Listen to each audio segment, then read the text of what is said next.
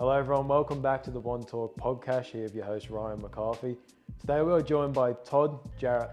Todd is an identity mentor which helps people identify their true identity so they can live their true purpose in life and become fully aligned to their values, their mission, and who they are as a person. In today's episode, we touch on topics such as identity, shadows, masculine, feminine, the embodiment of that, and also how to identify your mission. Some of the common questions that came up is, what is an identity and how is it formed? Why do people struggle with identity? How can we find/reveal our true identity? Is our identity true to ourselves or is it someone else's perception of us? And how can we nurture our shadows into the light, the feminine, masculine, and so much more? Within this episode, you'll find a lot of value, knowledge, and information that you can adapt into your own life and be able to implement this for yourself, but also be able to share this information with loved ones, family members, friends, and whatnot. So I'm looking forward to everyone to dive into this episode and just enjoy. So let's welcome Toddy.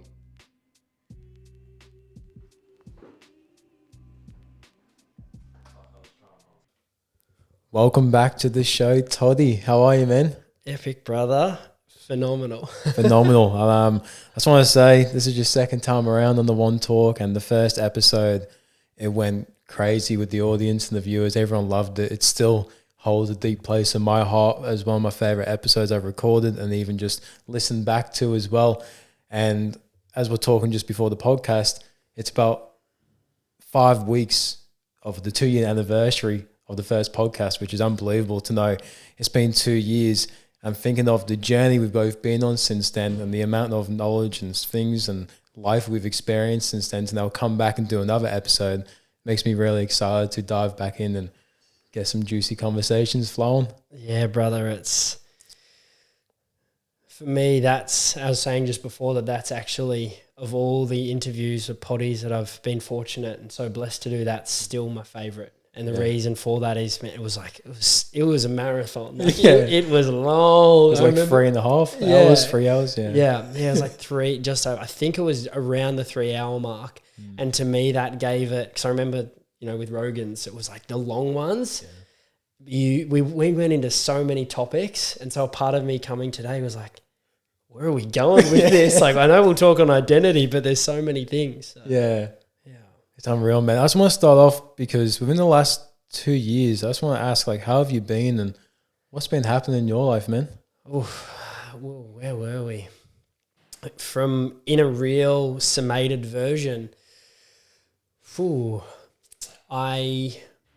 we say 2 years ago, so roughly June 2021, I'd started Cool to Be Conscious, Stillness Down on the Beach. And so it wasn't long after that I was on the show. And from there, in simple terms, we grew that community, which was beautiful. And then I ended up going to a Dr. Espen event and connecting with him. And not long later, I actually started on as his executive assistant. And within that similar time frame, within that next couple of months, Trav Cochran, Jess Rippengale, Rip, and I started the Ripple Effect. And so I had Cool to Be Conscious, Dr. Espen's work and Ripple Effect, as well as my private identity clients happening at once. And there was a lot going on at that point in time. And I got to sit with some pretty profound plant medicines, ayahuasca and San Pedro and peyote, which has been huge for my journey. And then we had our first two, the Ripple Effect events, which were phenomenal, remarkable, like 100 people at both of those. And they were on the masculine and the feminine, those archetypes. And then I stepped away from the Ripple Effect just out of an alignment decision, just knowing that we're all in different parts of our journeys. And for me, that wasn't the time to be there. And I loved that work and that event and that flow and what we created, but I knew that I needed to focus where I was going. And so then I continued with my private clients and Dr. Espen and Cool to Be Conscious. And then I was really fortunate to expand within Dr. Espen's team and become the performance manager of the team, which was basically overseeing the performance of all of the events. And then got brought on to be head coach. So was traveling Australia with him, Melbourne, Sydney, Newcastle, then all of Queensland, the major cities. And running his 1 day and 3 day events and speaking on stage with him. And that was beautiful. And I learned so much with Espen, and he's a brother for life. And then I knew through that there was just a few things that I was like, okay, I know that it's time for me to go on my journey. And again, just a feeling. Same thing with the ripple effect, same thing with Espen, or I should say that the enterprise, not Espen himself. I was like, there's just a few things that are, for me, alignment. It's time to go on my own path. And from there, I went basically 3/4 full time with Cool to Be Conscious, and went over to Perth to set up. So basically I was the Sunny Coast community manager at that point, and then I became the kind of like Australasian community manager. Yeah. Whānau was what we call it. So whānau in Māori is family. Oh, yeah. So family manager for each of the communities. And so went over to Perth and set up a community there. And then within that experience, Ryan and I had some conversations around the depth to which we wanted to take our practitioners in their training so that they would be at a world-class level. Because I'd been through the training before that with the boys, and there was a lot more depth that I felt we could take it to. And so we got to work together and create the flow. And so it went from being, say, like a 1 day prac for practitioner training to we created a 4 day immersions. And that was deep work, profound. That was a big part of, if I was to say, the journey of the last 2 years. I was very blessed and grateful to have created the flow for the practitioner training immersions. And Ryan and I, and Eugene, he was another one of we all went in together leading these immersions. We went into that first immersion, and my intention was basically, it sounds intense, but that's it. If you have someone leading you, you want them to have done the work, been to the depths. And so my intention was break every single person there and see them put themselves back together so that they could hold anything in the future, withholding breath and energy work. And so the intention was for them to come out as elite, like world-class breathwork practitioners. And through the culmination of that weekend, the energy, the container, the intention, the level of activations and awakenings that we saw. So people talk about Kundalini, so many Kundalini activations, people accessing parts of themselves, rebirthings, just phenomenal. And I felt my own being from that experience shift, because we came out the other side, and Ryan and I caught up, I think, the next day, which would have been like the Tuesday. We all sat down, and it was just holy shit. My intention was have world-class breathwork practitioners. But we had energy workers. Every single person there came out of that knowing how to move energy, work energy out of the body, connect in with it. And there are some powerful humans that have come from that. And that experience in Ballina, we went to a barn and we were down there for 4 days. That for me was a big turning point in witnessing energy at a really deep, intimate level of seeing it come out of the body, seeing people work it out of the body, seeing it released, and having intuitive feelings of where something is stuck in someone's energy in their physical body. And then saying, because we'd have the practitioners working on each other through breath, going, just see where it comes out. And like I'd be over here kind of observing, going, the sense I have is there. And then next minute, boom, like that part of the body starts shifting, or they talk about it after that it was moving out of this area. And it was just the depth of connection was profound. And so we went from there to the Whit Sundays and ran our practitioner retreat, and the same level of depth, the same intention. We actually added in masculine and feminine work on the retreat. We were on a boat for 6 days. Epic. So man, that was potent.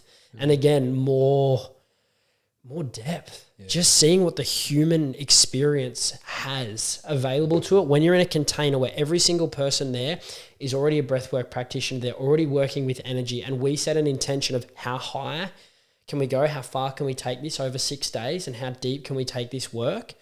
And you're not on technology, you're not speaking with anyone else, everyone's on this positive direction. It was life-changing, perspective-wise.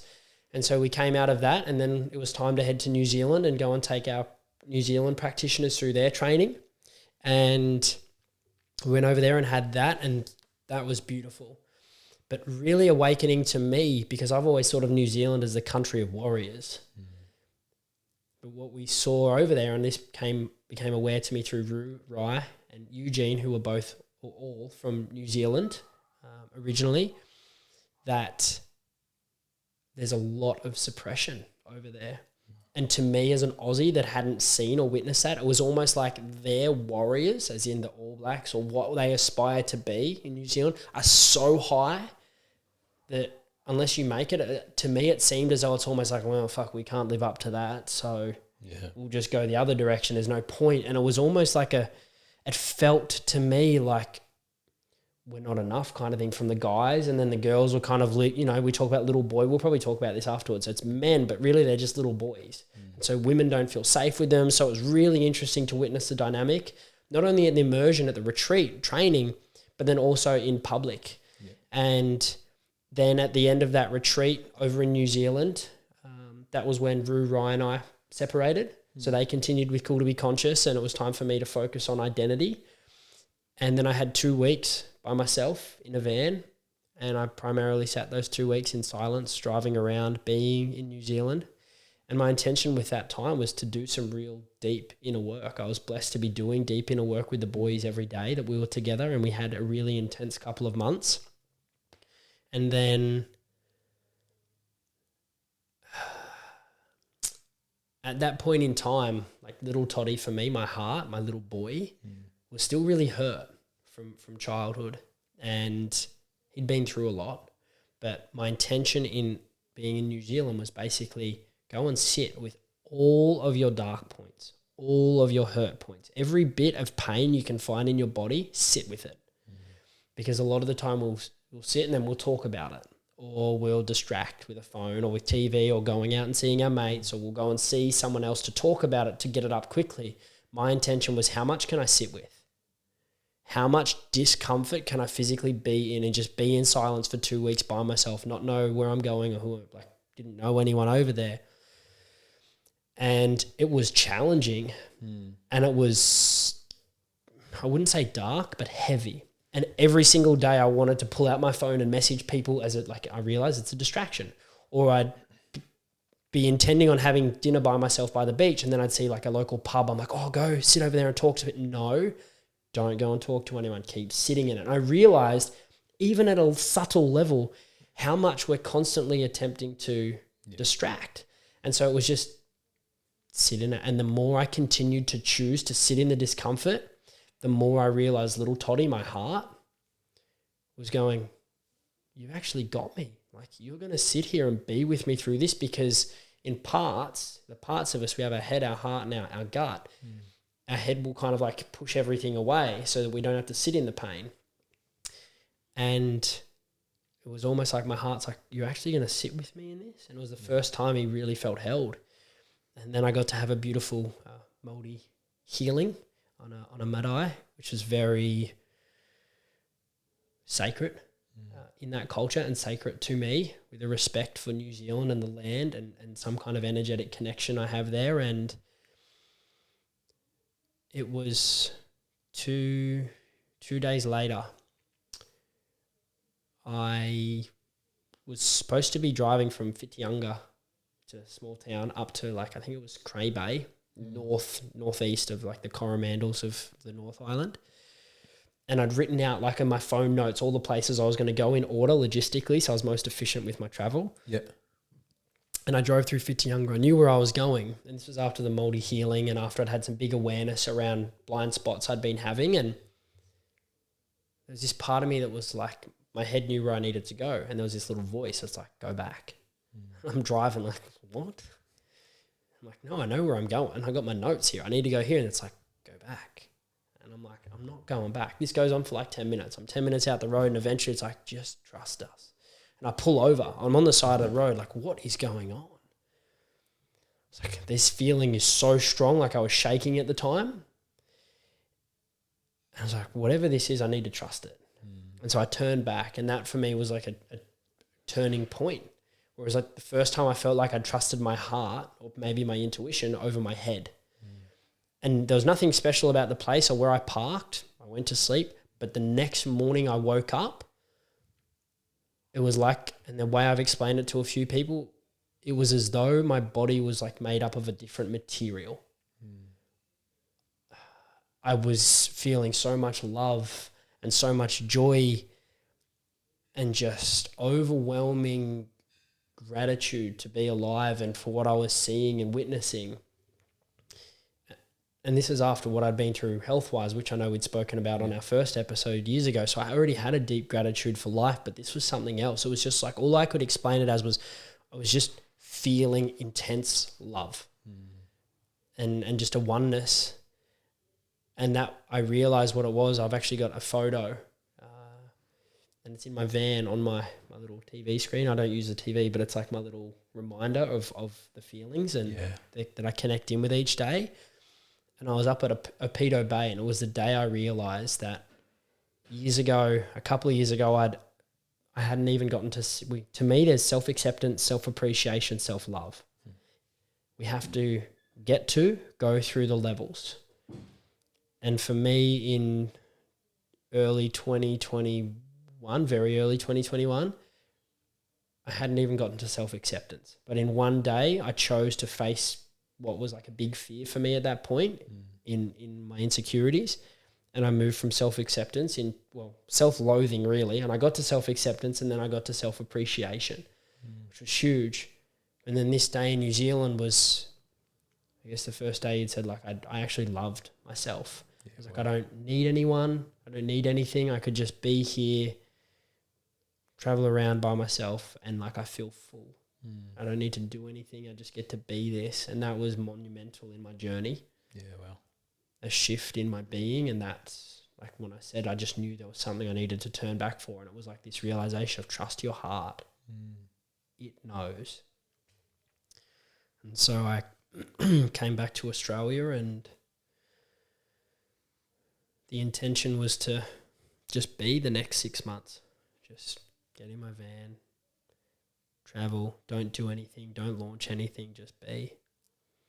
And then I had a couple of my private clients I was working with, and they got pretty excited about 2023 and their goals and objectives, and that like pulled me in. And so I started to get pulled into that, and I set about launching Shifting the Matrix, which is a blue and red pill event.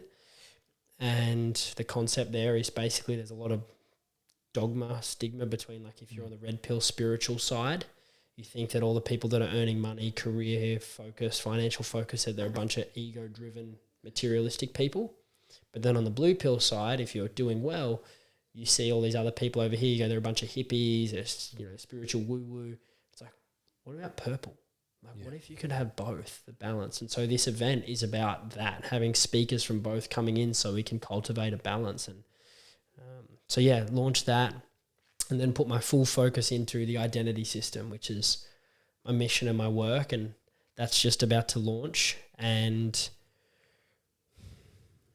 there's been some big pieces this year in terms of my expansion or my awareness in life so far. I'd probably say this year's been the biggest so far, and that's come because the first couple of months of this year, although I'd connected deeply with my heart and, so to speak, expanded, if you wanted to use the word, in New Zealand, the first few months I was really using my head, and it was like I was shutting that back down, and it got to a really challenging place. And then I had a beautiful experience at a spirit breathwork event with Dan P, and reconnected, you could say, with my heart. And since then I made a commitment on that day. It was like, no matter what in life, my number one commitment now is to my heart. And it's to being love every day, every moment. And I made the commitment that if anything compromises my feeling or connection with that feeling of just overwhelming love, of just being like that inner child, expressive, smiley person, then it gets cut. Yeah. I release it from my life. And so that's work, it's relationships, it's friends, it's career, it's anything. And that was a big step for me, because my whole life before that point had been committed to a mission of service. And this is the first time I was like, I give it all up. Give it all up. because I would rather live a life in ecstasy and bliss from my heart, doing the simple things, than be slogging it out, feel depressed, drained, empty, trying to help people. Yeah. And what I also learnt in that, which came from my mentor, Darren Manser, was that for years I'd been so in my head focused on impacting millions, gonna help the world. But while I'm so head focused up here, focused ahead, I'm not in my heart present with the person in front of me. And so I'm so caught up on the future and all the other people that every person I'd come into contact with, are they really getting the best me? Yeah. Are they getting the feeling that could change their life? And so I said about it's been a shift, and it's be love in every moment I possibly can, and be the most love, the most light, whatever you want to call it, for the one present person in front of me. Because I know that by being fully present with that person and being fully, as best I can be in that moment, heart open with them, they feel that impacts them more than some motivational speech. It's a feeling that they don't forget. And in the course of your life of just being fully present, you know, I go out of my way now to find every person that's like a staff member or a worker, wherever I go, their name. Thank you. So like the lady at the library today, Claire. Yeah. Thank you so much, Claire. And she looked at me. She's like, how do you know my name? I was like, I just had a quick snide at your name badge. She's like, oh. I was like, did it feel like, just checked in? I was like, how did it feel? Because for me, it's always like understanding. And she was like, oh, I didn't expect it. That's really nice. And I was like, and I'll remember it. And it's just those small human interactions that make an impact. And through the course of your life, by being fully present, you'll meet 1 million people. Yeah. And that is impacting. But it's a ripple effect then as well. And so that's been huge, and that's been my mission and my intention. If you were to put it down to a T, like the identity system, I feel like is why I'm here on earth with what I've been through and working at the level of identity. But again, same thing. I surrender all of that if it's pulling me away from my heart and the feeling within that. So, what a beautiful journey these last 2 years have been, brother. yeah. Wow. There's quite a couple of things I want to unpack from that. Yeah. Before I get into like the topics and the identity system. Like, how do you find the balance in between the head and the heart? Because there might be moments where you might have to go into the head a bit to be analytical or think of through things, and then tap into the heart to feel if it's the right choice to make. Yeah. But how do you find the balance in between the two? Or do you feel like you even need a balance between the two?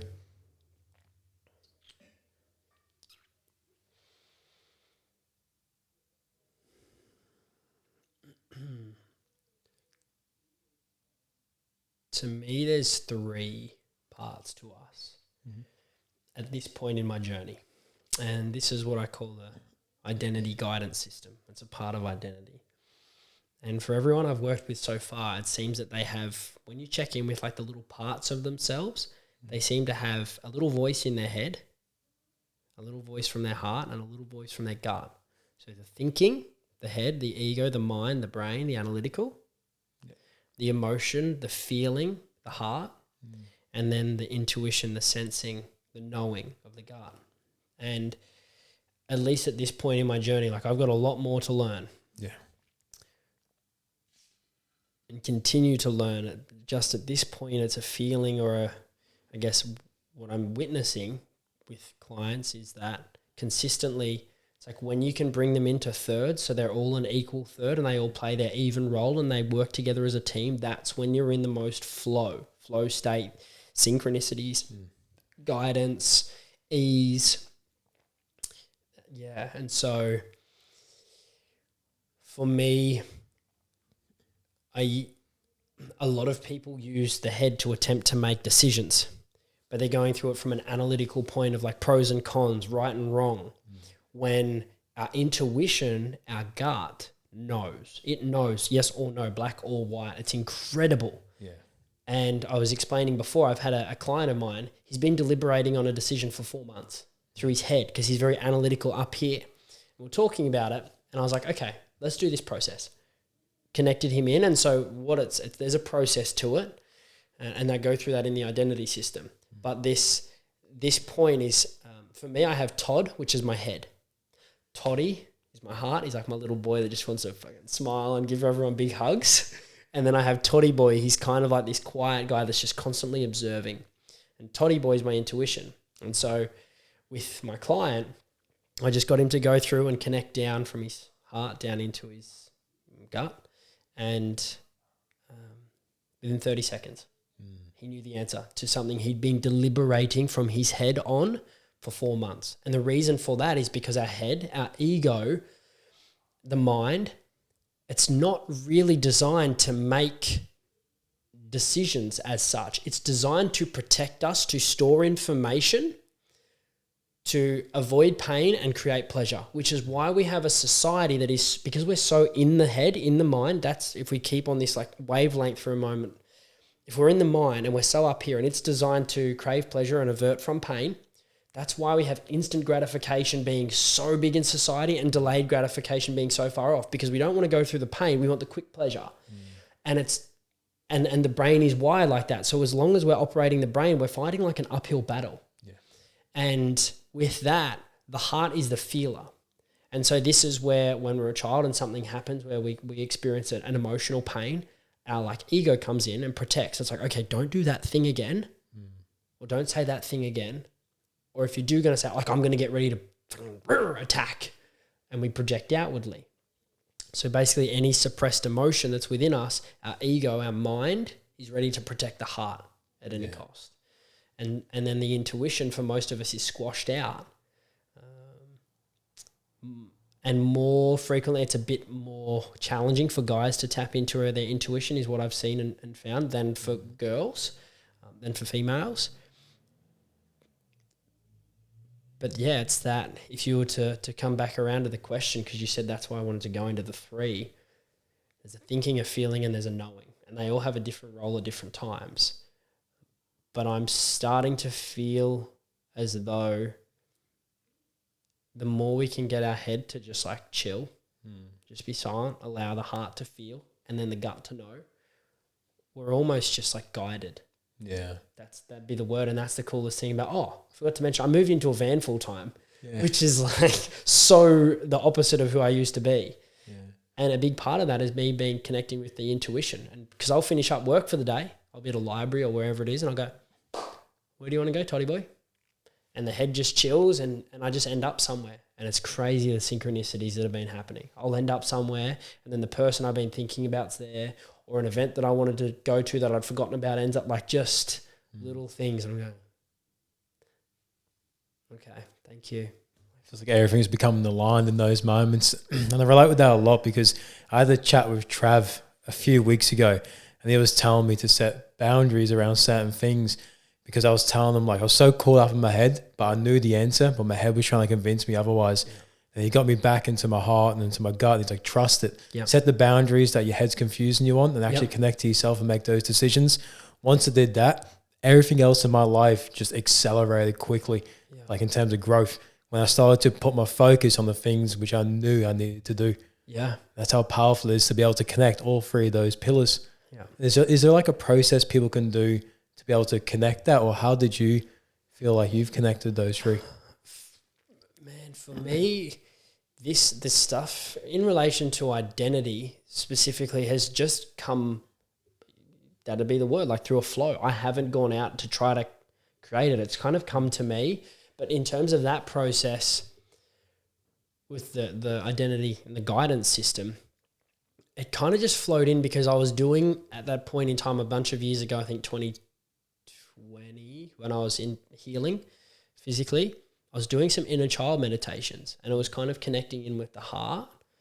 And as I was doing it, I realized that, and this is kind of like the process, we're so easy able to connect in with our mind. Anyone listening right now, if you pause this, there'll be a little voice chattering away. His voice sounds like fucking into the microphone. Your little voice, like, why do you do that? That's your mind. He has a name, or she has a name. And you just go, hey, what's your name? So mine's Todd. And it's very easy when you actually slow down and connect in with your body, they'll talk. they actually have their own like little personality. And this is parts work. And so to connect, saying with your heart, what we typically are doing is slowing down the breath, bringing our energy, our attention and intention down into our chest.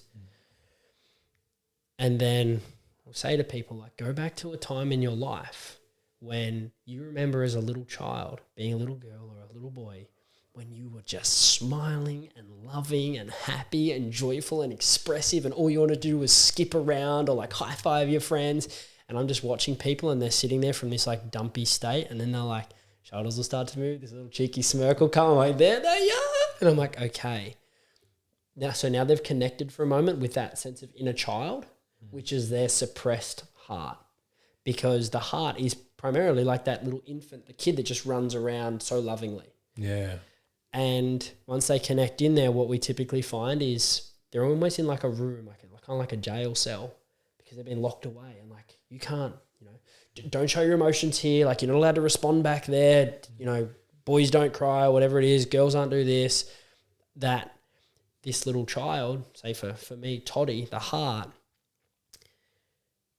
when I first connected with him, he was like in the fetal position in the corner of this little room, and he didn't trust Todd upstairs. Yeah. No way, because Todd had pushed him down, said, you're not allowed to show your emotions, and so on and so forth. And so it's about being really soft, nurturing, and gentle, and redeveloping a connection, a trust, a safety, and a relationship with the little guy until he's ready to speak, for me. And like, that was, as I've been through with multiple clients now, it's once they're like, I'm like, is there someone there? They're like, yeah, there's a little person there. Okay, keep connecting with them until they're ready to talk. Just let them get off their chest whatever they want to, and then just ask them, hey, if you were to be called something, what would you be called? And it's so cool. Like, dude, you got like muscly ass pro athletes, and they're like, let's say their name's James, and they're like, well, his name's Jimmy. It's so, because it's like the inner child that comes out. I'm like, okay, there's Jimmy. How's he feeling? And he's like, they'll be like, man, like, he's saying that he's really hurt that we've pushed him down. Like, he's had so much to give to people, to show them kindness and compassion and love and empathy and all these things, and we've just been like a stone wall. And so there's that connection there. And then once they're kind of at a happy place, so to speak, it's a process over time. Then you kind of walk them down below, like down underneath your belly, your gut, and same process. But this one's with your intuition. And I find that people are less connected with their intuition than their heart.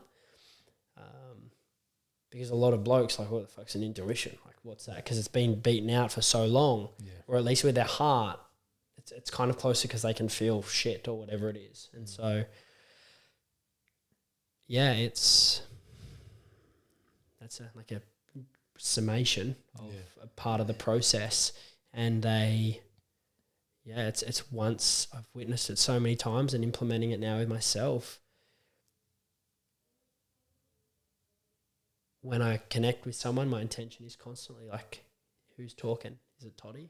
Yeah, it's Toddy talking. Like, if I checked in right now, it's a little bit of Todd, because he's like, I want to give value. And then it's like, Toddy's here to be real, be authentic. Yeah. And to express love or kindness. And then if I have a decision to make, I just tune in with Toddy Boy. I'm like, hey, what do you want to do? And it's so epic. Because I used to be an overthinker or procrastinator, and now I just close down my eyes for a moment, or can sometimes keep them open and just feel. And he'll just like pop up and like, yep, do this. I'm like, okay. And it's so powerful. Yeah, especially with the intuitive as well, because an example that I've had, and I feel like everyone listening can probably think back to an example they've had where they've had an intuitive moment in their life. Yeah. And the more work you do, the more you can get connected to it. But this one time I was running like a half-day event down in Caloundra, and one part of the event was a good deed. So I got all the participants at the event to write down 3 different notes, and it was all just like, write down something you love about yourself, write down something you're grateful for, and something that you really appreciate about someone you love. And I said, cool, with those 3 notes, go hand them to strangers. And I got everyone walking around, and then I was like, I'll lead and go do it myself as well. And I was walking around with this note, and there was something that I appreciate about myself. And I was walking around and I locked eyes with this dude.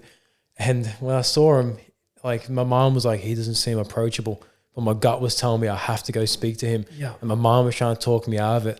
And I'm like, I got to bite my tongue and do it. Like, there's a calling here. Yeah. I went up to him, gave him the note, and he had like a beanie and sunnies on. And he read the note. No, sorry, he didn't read the note. He looked at the note, took off his sunglasses, and he looked at me and goes, why are you here? Yeah. And I was like, I told him what I'm doing, the work that I'm doing, the event and stuff. And he just opened up the note, he read it, and he just like stared at me like really deeply for about 5 to 10 seconds. I'm looking at him, I'm not sure what he's processing in his thoughts. He takes his sunnies off and he goes, you would not believe this. And I said, what? And he goes, we just drove 7 hours from up north in the bus of like 10 people. They got off at a random exit, and he said, the reason we did this is because we're from a church up north, and we had a message from God to get in the car and drive until we feel the right exit to take. And he said, we're going to park at a random beach that we feel like we should park at. And he goes, I just parked there, just got out the car, came to the cafe to get coffee, and you're the first person I bump into. And he goes, this is a sign that God is here. And I was just like, holy wow. And then I ended up just chatting to him for like 20 minutes and connecting. And he's talking to me about God, and I'm talking to him about like my spiritual connection, the journey of that. Yeah. That was like all because I listened to my intuition and followed that and got out of my head and connected with this guy. Yeah. And it was just like, still to this day, it's one of the most profound experiences I've had. Yeah.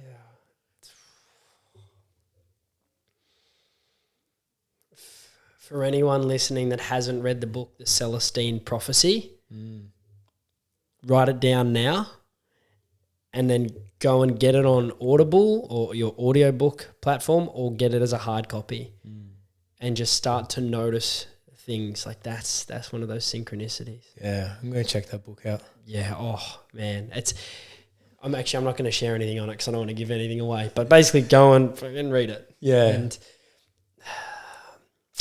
isn't it interesting? This is like, I was brought up in a really strong Christian background family, and then went to like a Catholic boarding school. And then when I had my quote unquote near-death experience, like that whole thing, I started looking into meditation, and that's Buddhist. And so I started looking there, and then looking into Hinduism, and then Islam, and different religions basically, and then Tao. And man, at their core, they all teach the same thing. They just have a different like figurehead, principle, message. And it's basically be love, be kindness, and that there is something greater than us at a principle level. And that's why I used to be really resistant to talking about Christianity or about a religion. Or now it's like we can sit and have a conversation about a religion or a Christianity or whatever it is. And my mum might use the word God or Jesus, and I'll be like, yeah, I get what you're saying about praying or whatever it may be, intention, connecting with energy, universe, consciousness, whatever we may call it. Dr. David Hawkins, he's written, might be like 40 books, probably 20 best-selling books. The most transformational book I've ever read, hands down, by far, bar none, is called Letting Go. Letting Go. If you've never read it, that would be the first book I'd recommend every human on the face of the planet read. He's also written a book called Power versus Force, which is his bestseller. But to me, Letting Go is at a human level what so many people need to read. And in his work, he was a doctor, medical doctor, then went into PhD in kinesiology, and then eventually into consciousness work. Yeah. And he created the scale of consciousness, which calibrates from 0 to 1,000. 200 is this like 200 or 199 and below is what you'd call negative, against life, falsehood, lies, causes disease in the body, stress, that kind of thing. 200 and above, like 200 is the set point in between, balance. Above 200 is pro-life, it's truth, it's positivity, it's healthy for the body. And the lowest calibrated emotion of the human experience is at 20, and that's shame, because and we'll be talking about identity, because shame is an identified emotion. Then we have guilt at 30, and then we go up, and it's like, I'm going to press myself, but there's like apathy, grief, fear, pride, etc. and they continue up, and then courage is the 200. Then it goes into like neutrality. I think it's like reason, acceptance, joy, love, joy, peace, enlightenment, up to the 1,000. And one thing that really landed with me a while ago, and I've been sharing this with my private clients really, really intently, is that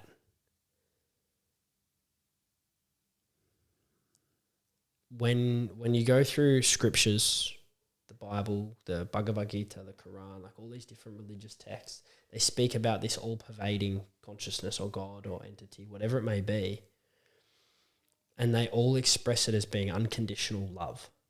And when you speak to people that have had a near-death experience, it is unconditional love. There's not a human word for it, but it's just such a profound feeling of just all-pervading love. You speak to people that have sat with deep plant medicines, and like ayahuasca or DMT, the same thing. It's like this oneness with love. And so when you're reading through these books and you're continually hearing this, and then with it's the awareness that if, we know energy with quantum physics is in everything, with the subatomic particles, and that consciousness, that energy has an awareness, and underneath it, what they say, especially like Buddha would say, that is love. Like there's a, and so in that essence, this energy, this love is all pervading. It's impermanent. It's always there. Love is always available. Experiences of the mind. So if we talk about shame, guilt, fear, apathy, resentment, anger, grief, all these, the negative ones, they are impermanent and they are of the mind. So they're created by the mind. And so if love is in every, the energy, subatomic particles, what we're made up of, in every moment we have access to love. And so some people may say like, when we say be love, I didn't get that for quite a while. And there's like a simplicity to it. We don't lose love. Even the people that are experiencing the most deep depression, they still have love within them. It's just that they're so caught in the mind. And this is where we're talking about the 3 parts. It should be like an equilateral triangle, equal parts, or like a 3-part pie. Yeah. And it's just because they're so in the mind and the negative stories and the cycles, that they're so in here that they can't get out of those heavier space. And the energy in the body is like stuck down in those lower calibration emotions or feelings. And so that there's this awareness that it's like, okay, if love is available in every single moment, that means it's never actually lost. I've just disconnected from it. It's basically like I'm walking along a road and I know that love is always like just down beside me on my left, like down on my left foot as I'm walking. But when I get triggered or I get reactive or I get upset or someone frustrates me or upsets me or my mum says something or my partner says something, whatever it is, I'm just looking in a different direction. It's always there just on my left, but I'm looking in another area. Yeah, well. And so we always have the opportunity, once we've felt that love in our chest, in our heart, to be able to reconnect with it. And for me, it's this little white pearl in the center of my chest. Center, front to back, left to right in the middle. And there's days, as I said to you before, there's days where it feels like it's so expansive. It's like around the world, like around Earth. And I'm like, oh my God, I'm just giving everyone love. I love it. It's beautiful. And then there's days where I'm like, it's in there. It's in there. I know it's in there, but I'm really struggling to find it. And it's in those moments where I'm like, just feel the little pearl. It doesn't have to be glowing. It doesn't have to be doing anything. It's just there. And that's my reminder. And so before we started, it was like close down my eyes. Because, I get into my head when I go into these because I love to like teach. It's like, what about the being? And so that's what I was doing, was going,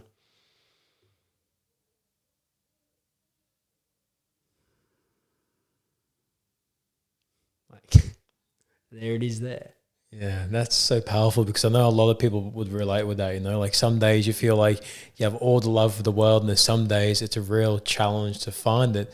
But just because you're trying to find it doesn't mean it's not there. It's just trying to find a way and attempt to connect to that source because it's always there. And especially with love, like you said, in moments where people are depressed. Myself in the past, when I felt depression, the reason why I couldn't connect to love was because I misunderstood love with validation. And I thought validation was love. But then when I switched that and I realized that validation is only enabling my behaviors and it's not actually showing love to myself, that's when I saw a lot of changes happen because I started doing things out of love, not for validation. Yeah. And there's like levels. And so if we talk absolute truth, it's kind of like love is under everything. Like if you were talking to a Jesus Christ or a Buddha or a whatever it is, like from these scriptures and readings and teachings, like Ram Dass and people like that, there's just love. That's like the absolute truth. But then there's like levels of the human experience where it needs to be relative. And I had a friend call me forward on this the other day. And she was like, it can't just be that simple. There needs to be like levels or steps to it. And I was like, well, in the human experience, it's like, yeah, there are. Because if you're in a moment of reactivity and closure and you're hurting, then you kind of have your steps to like create safety. Okay, now I'm out of my head. I can feel my breath. Okay, now I can feel my body. Okay, now I can feel my chest. Oh, there's the pearl. So it might be like 5 steps to get there. And it's like, oh, okay. And it's a process. And that's the thing. It's as I said, it's like always there. It's just we have our own processes to connect with it. And that's a part of, and like I said, when I started with identity, the intention was like of the mind, rewire people's minds at the deepest level. And now as I'm going further and further through, that continues. But it's like, okay, how do I enable people to, not enable, because I don't do shit. How do we give people the tools so that they can work out their own path to those feelings every single day without an external? So people feel love, they feel joy, they feel gratitude, authenticity just from their being, and then all the other stuff is the bonus. And saying all this, brother, like it makes me wonder out of all the ways and all the challenges that people go through, why was it identity that you feel like was your mission? For me, I first got introduced to like actual mindset personal development when I was 16. I was in high school. My teacher at the time were in like drop everything and read class where you just study. And she was a PE teacher and she played Eric Thomas at the front of the room on an iPad. I think it was an iPad back then, I think. Or it might have been a laptop, whatever it was. This was like 2011.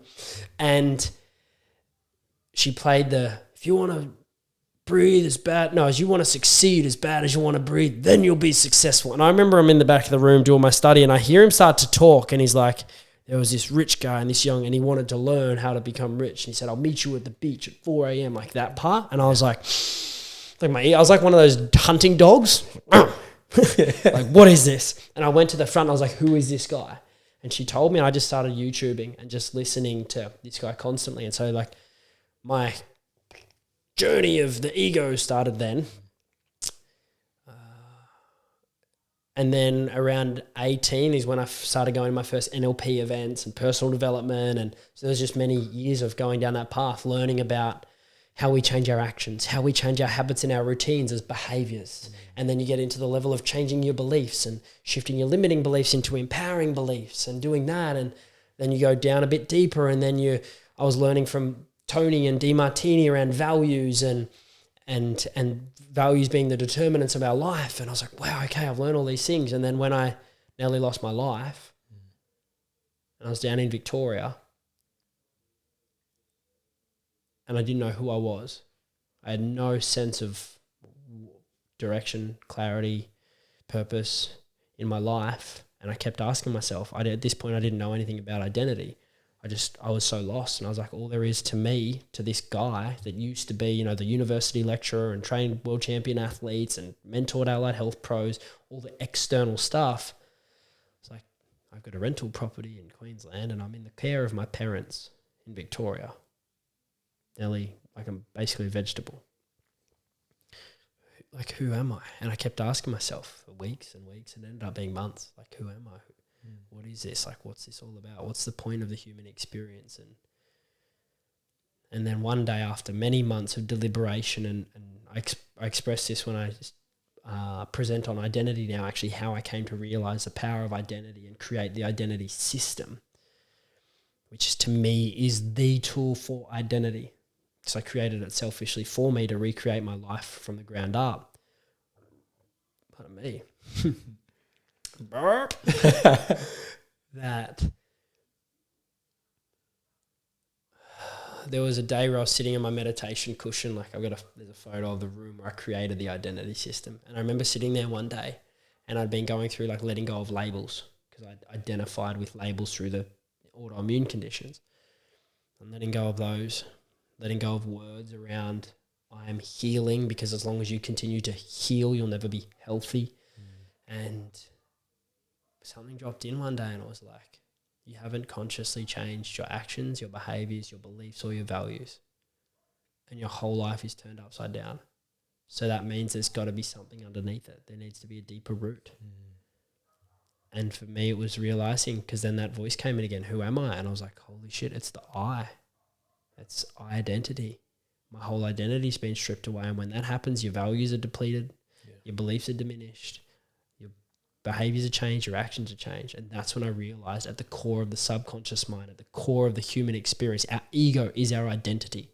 So I might identify as an identity mentor and have my identity system, but really I'm an ego mentor, and it's the ego system, because that's all it is. It's like, it's working with the deepest part of our ego. And yeah, when I realized that, at first I didn't know the power of it. I just started creating as I said, I didn't even know it was called an identity system back then. I just started creating tools, and I was like, okay, if I know all of this about human psychology, and I know all of this around what I've studied over the last 10 years, and all the coaches and programs and courses and seminars I've invested in, and what has been huge, how do I ensure that if I'm recreating my life this time around, I can't miss? Because I feel like there's a lot of missing in the personal development space. Yeah. A lot of people have goals, but they don't achieve them. A lot of people have things they're working towards they don't get to, and they think it's self-sabotage, or it's a lack of motivation, or a lack of clarity, or a lack of guidance. At its core, it's not. It's because our identity is the linchpin. You can change your actions, your behaviors, your beliefs, your values, and change all of those. But the core wheel that determines the direction is your identity. And so if they're all pointing right and your identity is pointing left, eventually you're going to go back left. And so for me, it was like, how do I set my identity to go the direction I consciously want it to? So I started creating like a puzzle, the tools that work with the deepest parts of the subconscious. How do I optimize this emotion? How do I get this repetition? How do I get the body to feel this, believe this? And I just started doing that, and I implemented it on myself. Still didn't know the power of identity at this point. I had my first client come to me just out of nowhere, really. He just saw I was healing on Facebook and was like, hey, I want to talk. He wanted to start a business. He'd been an employee for 10 years. He'd actually been very successful prior to that, but had a big issue in work where he lost the self-confidence and all of that. Yep. Said he wanted to launch a business within 3 months. Well, 3.5 months, he launched 3 multi-million-dollar companies. They all went to multi-million dollars. Epic. 3 months. I was like, okay. I still thought it was a fluke. Like, cool, that was sick. He was really good. And then I reached out to a professional athlete. And at that point, he was nearly retired from injuries. And we did work on his identity. He'd been battling and challenged. And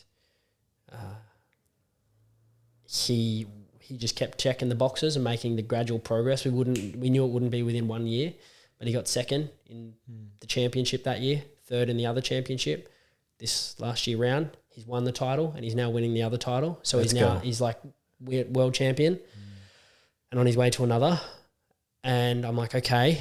And then I had from him word of mouth, there was an epic guy that was full spinal paraplegia. He came to me to do physical training with him.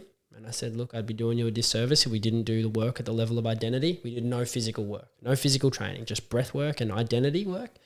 And within 3 months, his left quad started turning on, like inner quad, then his left middle quad, then his left outer quad, his left hamstring, his left calf, and a bit of his right quad, like to the point he could ride a push bike. And then we got to that point, which was huge. It was nuts. And we did nothing physical. And he'd done 5 years of physical rehab and physical training and all these different things. And that's when I was like, I have seen a fucking miracle because we did nothing physical. And one of the challenges for me that still sits today, because he may listen to this, is like we were doing it through funding support and he ran out of funding and I was like, fuck. So we kept talking for a while, but it was like by then I started having more and more things happening. Like this is back when like Ripple and Cool to Be Conscious and Espen. And so I was going on my journey. And it's just continued. Yeah. Just continuous results like this. A young prodigy athlete had come to me and he'd worked with different psychologists and stuff like that a bit before, and he was consistently finishing second and third in state and national championships, and we did some work and he got to the point where he was second and I was like, he's not finished. Like he hasn't tapped his identity fully. And I actually said that to them because they were like, yeah, I've had this happen a few times. People are like, yeah, you fixed me. I'm like, you're not fixed until you're fucking winning everything. Because that's the identity. And then this young fella, anyway, they came back to me a while later and they're like, hey, there's something missing. And so I had a really head-to-head call with him one day and challenged him, and he hasn't lost a round in the national series since. It's identity. And so there's zero, maybe zero, ground backing from psychological space. I know that I've heard Tony Robbins. I know that I've heard Dr. John Demartini. I know that I've heard Bob Proctor all saying that identity or self-image or self-perception, whatever term they're using, is the most powerful aspect of the human experience, the most leverageable. They say it, and so many people say it, but I have not yet seen someone just work at that level. They work at beliefs or values, and it's fucking boggled my mind now for 2.5 years. Yeah. And I'm like, well, okay, I'm doing this. I'm bringing this to the world with everything I've got. That's epic, because every single person I've seen in this space, it is all beliefs and values. And that's why I was curious to understand why identity, because it seems like it does play a big part in every single person. And do you find most of the challenges that people have with their own identity is because of the beliefs and values pushed onto them, and that's why there's that conflict? Or is there another reason why people find challenges with identity? Yeah, so identity at its core, in terms of where you're saying beliefs and values, your identity will predispose and predetermine your values and beliefs and all of that. But your identity, as we know, we're like sponges as a kid. So our identity is kind of just gradually getting built. Your ego, just keep coming back to the word ego. Our ego is just getting built by the things around us. And a lot of the time we're not choosing what we're taking on, because there's a saying, take it in or take it on. Yeah. And we're taking on a lot. And a lot of it comes from our parents. And so this is where I use the example, I'm going to do this quickly for a moment. So imagine you have this analogy. Imagine you're like, I want to get healthy. Cool, okay. So I was like, I'm going to go for a run. Epic. That's what we would call an action. So for those listening at the moment, I want you to imagine like a gear set on a push bike. You got the outside gear, which is like the biggest, but it's also like the slowest. The inside gear is the smallest, kind of like a target, a bullseye. And the inside is the deepest, but it also turns everything else, like the gears. Yeah. You take an action. Cool, but does it actually transform your health in the long term by going for one run? It's like, no. Okay, I'm going to go for a run 3 times a week for the next 5 weeks. So that is a repeated action, habitually becomes a behavior. Beautiful. Okay, now that starts to impact on your health. That's better than an action. And if you change your behavior, then by default, your action changes, yeah? Because you're doing the action repeatedly. Cool. But then, this is where we get into the personal development space. If you have a belief that running's bad for my knees, or that people that run are losers, or whatever it is that's a limiting belief around running, that is going to trump the behavior and the action. Even if you want to do it, your beliefs, if they're negative, will block. Yeah. And so then people will do the empowering belief thing. Okay, we're going to shift that and going from running's for losers to running's for healthy people, or running's great, or running helps XYZ. Cool. Now you're like, okay, I'm empowered. I'm going to do this thing. And what we typically find is actions are based on days, behaviors are based on weeks, beliefs are month to month. And then the next layer below that is what we'd say is values. And values I've at least found is like they last like 2 to 3 months up to kind of like a year before they kind of default because of the layer underneath. And so you shift your belief. And you're like, okay, now running is great for me. It's great for my health. I love this. Woo! This is where a lot of people do the work: psychology, NLP, life coaching, performance coaching, beliefs. And then if we go underneath that, we have our values. And values are like buckets of beliefs. So if we talk about health, within our bucket of health, we have like nutrition, exercise, sleep, nutrition, supplementation, cosmetics, all of these. And then with each of those, there's hundreds of beliefs around nutrition, you know, like as an example, there's the bucket. If you want to get fit and healthy, but your top values are wealth, career, relationship, family, football, or sport, hobbies, that kind of thing, where's health? Let's say health is 10th.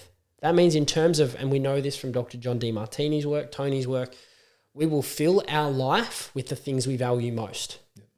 So if health is 10th, it's going to be 10th on the priority list. So within a couple of months, although you had the belief, you shifted the belief, you'll typically revert back to what your values were because you're going to prioritize working or career or family or being with the boys rather than going for that run. Yeah. And so that's where people go, I changed my belief, but I'm self-sabotaging. It's like, no, you're not. There's a values misalignment at that point.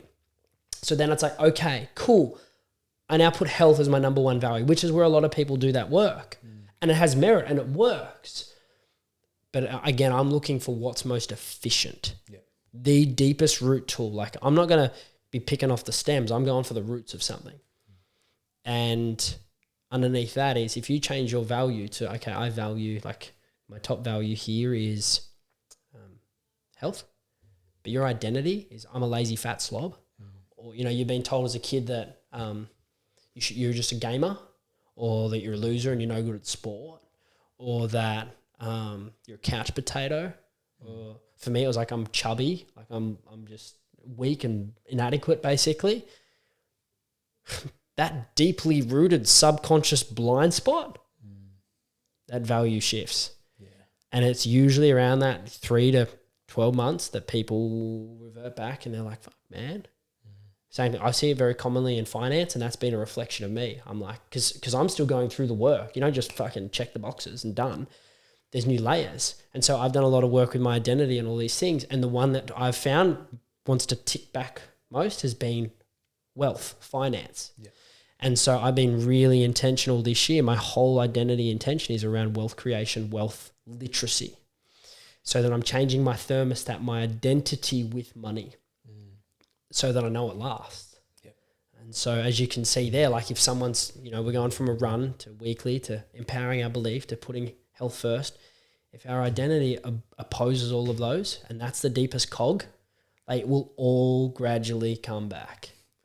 That just gave me a light bulb moment, because like I have, like with all the work I've done, a lot of people I've spoken to, it's all been around beliefs and values, but to understand that identity is a massive part of that, and literally just set a light bulb in my head.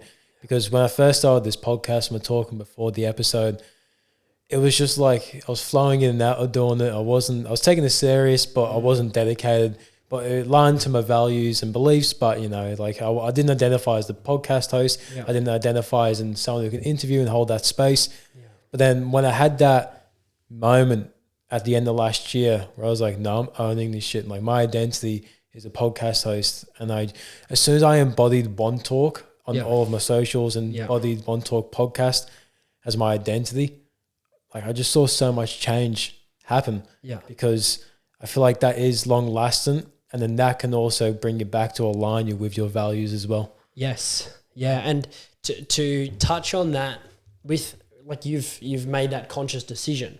And sometimes, very rarely, someone can just go, stake in the ground, I fucking choose to be this person. And they are fully committed, integrity's there, accountability's there, they keep taking the steps. but for most people, it's not done. You know, there'd be so many other areas of life that we look at and we go, I haven't nailed that thing. Yeah. And so as an example because I've done a few presentations now on this and people go, how do I shift it? And I was finding myself kind of playing small and being like, oh, like you could try this or this, but I know it's not the answer because I know there's a system. And now I'm realizing if someone asks, how do I shift it? It's like, have a chat with me. Identity, system, full stop, new paragraph, new book, like that. And my intention isn't for it to be a me thing, as a heads up for everyone listening. It is, my intention is for this to be so deeply impactful for the people that experience it that they're like, I need to get this out to the world. And so from there, I'm going to have a certification process where people will become an identity coach or identity mentor and they can take the system. Because once you have the system, it is a tool for life. I've been using the same system now for 3 years and I'm just making slight adjustments and tweaks to things where I'm like, okay, I want to up-level this part of me now. Cool, done. 2 months later, oh, this thing, okay, now this. And so it's in service of this alignment. And so as what I mean by here is with the system is I'm going to give an example. Let's do the I am healthy thing. Yeah, we'll stay on this because it's going to land for a lot of people because most people have been through some kind of health shift in their life, whether it be weight or nutrition or sporting performance or strength or. So you're like, let's say you want to like, you want to start to love your body. And this, you know, people talk about mirror work and it's like, you're like, okay, I'm going to stand in the mirror. I am sexy or I'm attractive. I am sexy. I am sexy. I am sexy. And you're standing there. So what's happening here is you're using conscious repetition, conscious part of the brain, top part of the brain, and repetition. Yep. You're saying it. Affirmations they can work. However, again, roots, efficiency. What is the most effective tool? If you're subconscious at a deeper point, because again, think like of a tree, we got the leaves, the branches, the stems, the trunk, down to the roots. If you're working at the level of the leaves or the branches saying, I am sexy, and your roots are like, you're fucking ugly. What actually happens is your subconscious is like arguing and being like, no, you fucking not. You're ugly. And it's just, it can actually be ingraining more at a subconscious level. The term has slipped me for now, but basically there's a disagreement in the two and it can actually ingrain the neural pathways more if you're not feeling it and believing it. And so with the subconscious is wired, number one primary by emotion, feeling. Secondly, repetition. So if you're saying something over and over again, like, I am sexy, I am sexy, I am sexy, I am sexy, your subconscious is going to be like, shut up and stop. Like, I'm overhearing it. Yeah. Easiest example of this. Remember when you're like, if anyone remembers back to high school and you had that exam that you actually put some study in for, like you went hard and you did all the repetitions of it?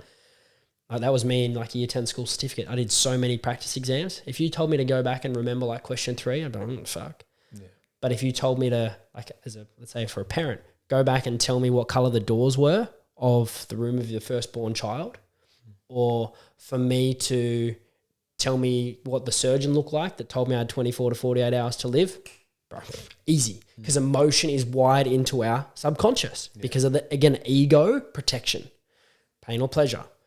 And so we need emotion and repetition. So affirmations, like people will talk about like using incantations like that, saying it at a heightened state. That can help more, but there's still deeper layers to it. Like you need to have a justification, reasoning, understanding of why you are that. So if someone came to you and you've been saying like, let's say for example, I am sexy, I am sexy, I am sexy, I am sexy. You're saying that over and over again for 3 months. And then I come up to you and I'm like, you know, you've like, I've been doing this work. And you're like, and I'm like, what's that? And this person's like, I'm sexy. I'm like, why are you sexy? And they're like,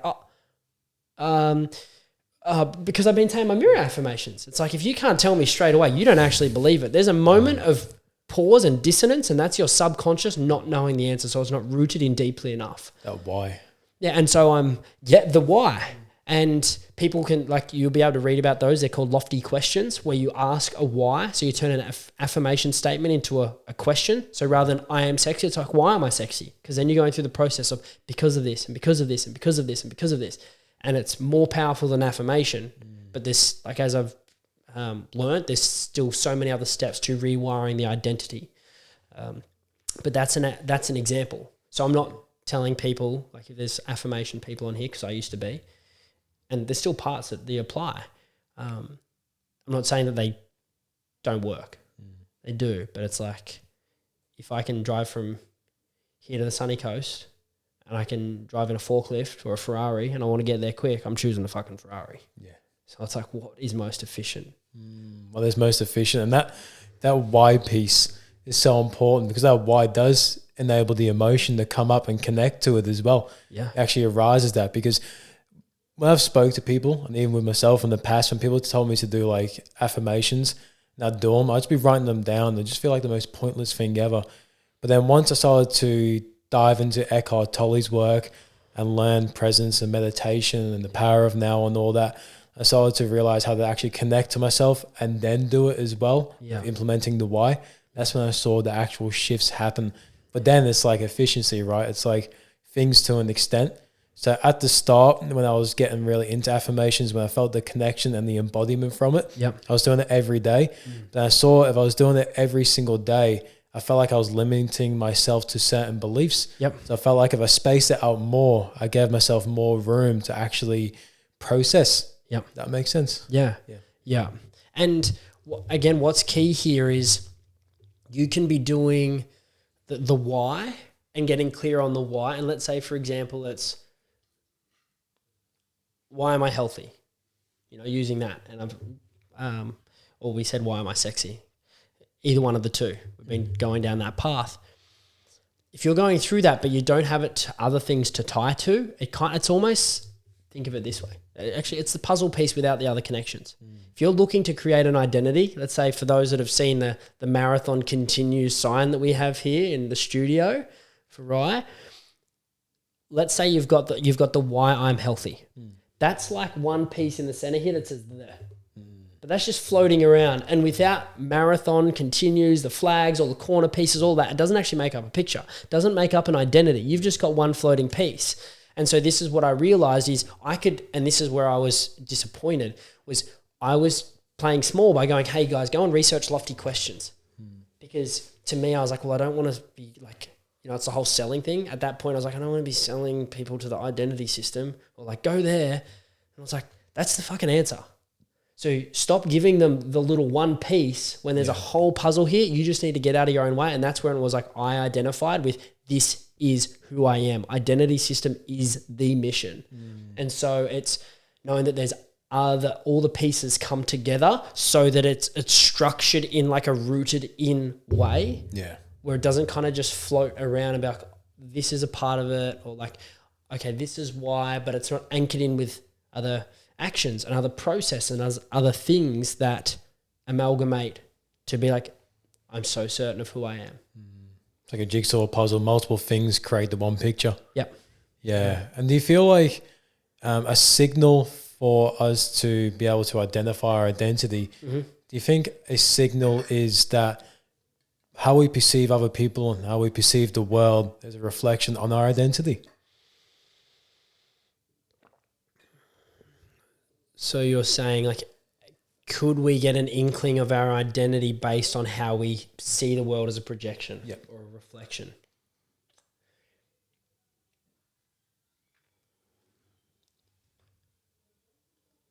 What's popped up first is, to me, that's more of a reflection of the emotions we have in us, less the identity.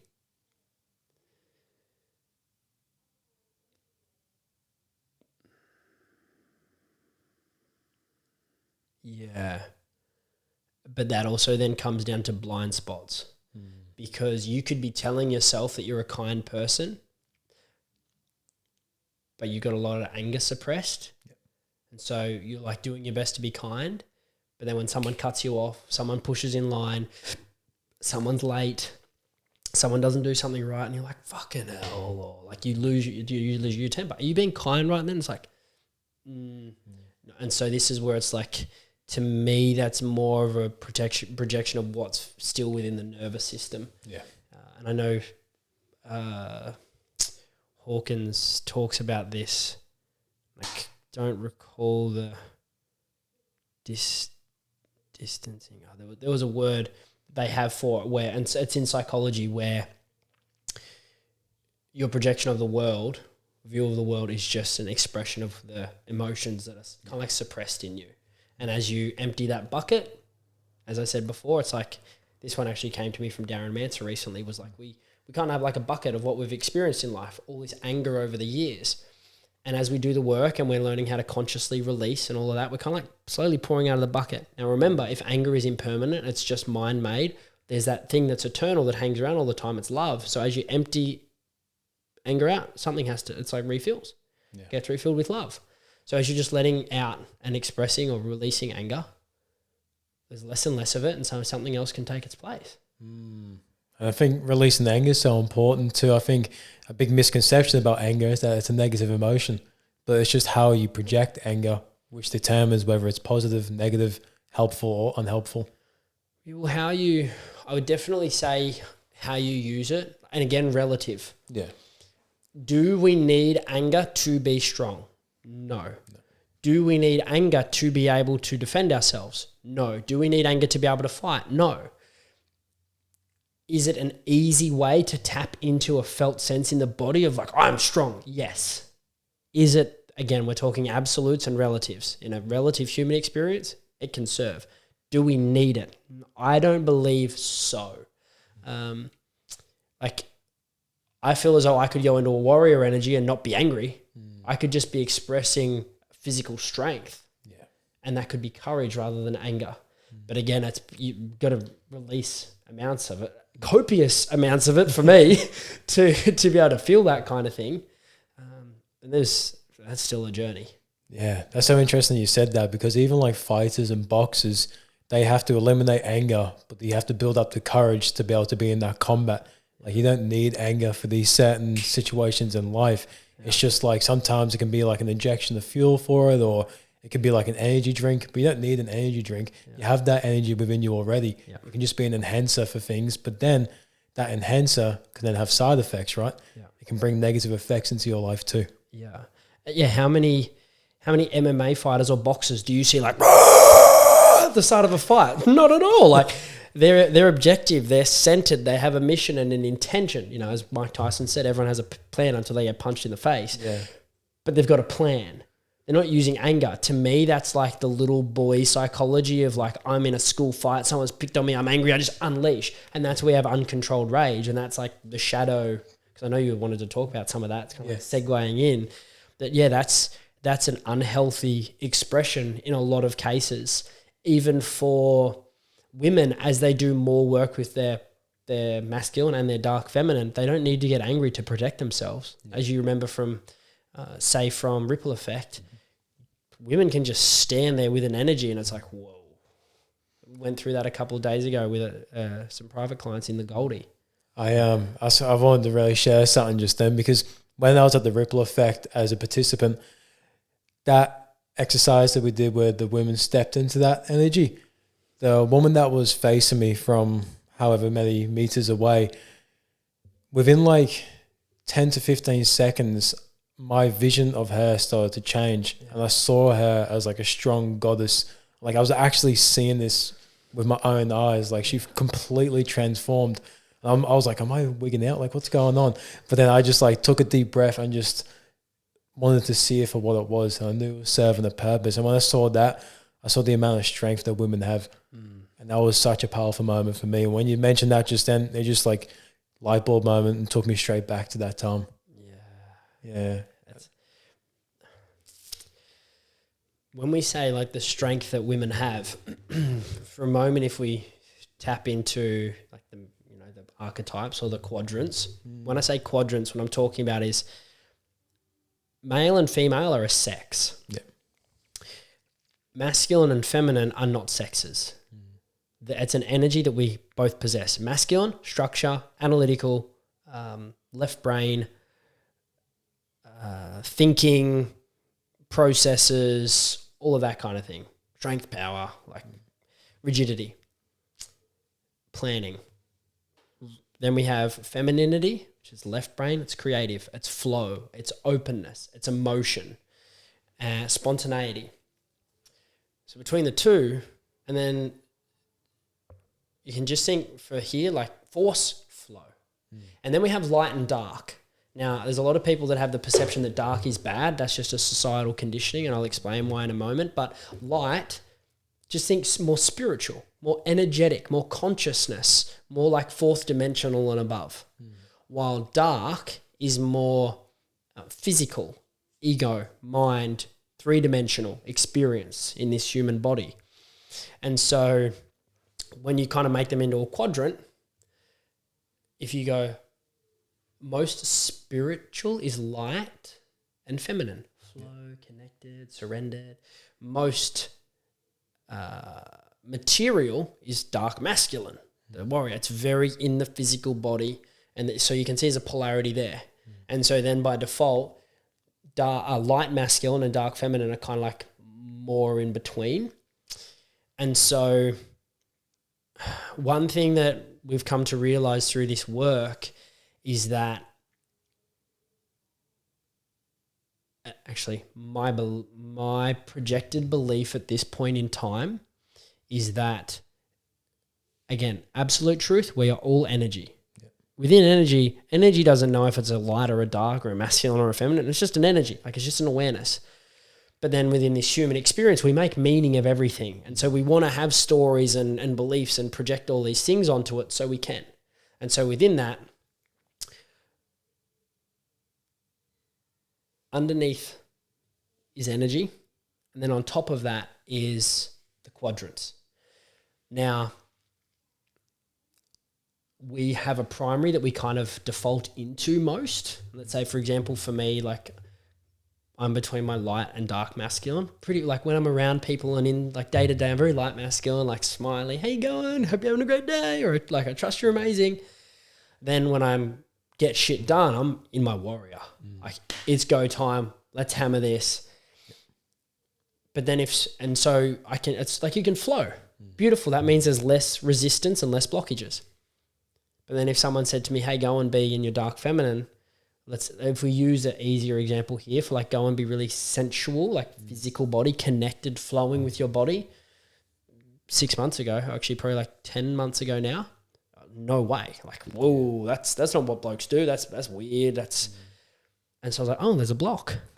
There's a limited belief, if we want to use that term, around what that means. There is some kind of conditioning where I have a fear of that, or the light feminine outflowing, not sensual with the body, but almost like bringing energy in. I was like, oh, I can't be seen doing that. I think of being a wussy boy, a pussy. Oh, there's a block there too. And so to me, if quadrant, the center is pure energy. It's not in any of the quadrants. So at our core, we are just in the center. We're just energy. And as a result, without the mind, we should be able to flow into all of them. But the mind kind of blocks us from some. And so this is where I'm now, rather than just going, go into your masculine, go into your feminine, I go, where are you blocked? I'm like, hey, if I said get up and dance in your dark feminine for me now, could you? And you're like, I'm like, okay, there's your work. Yeah.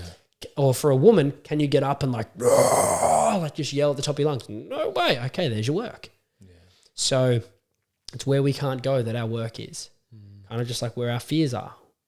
You know, and the same thing, this is from Darren, my mentor.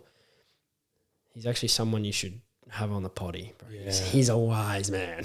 I'll reach out to him. Yeah, he's a student of David Hawkins, which is why I speak so highly of him. He's been incredible to learn from. And when we're talking about love and being love, I said, but Daz, because for me, I've been very analytical, you know, the science guy and everything, and I've had a spiritual journey, so to speak.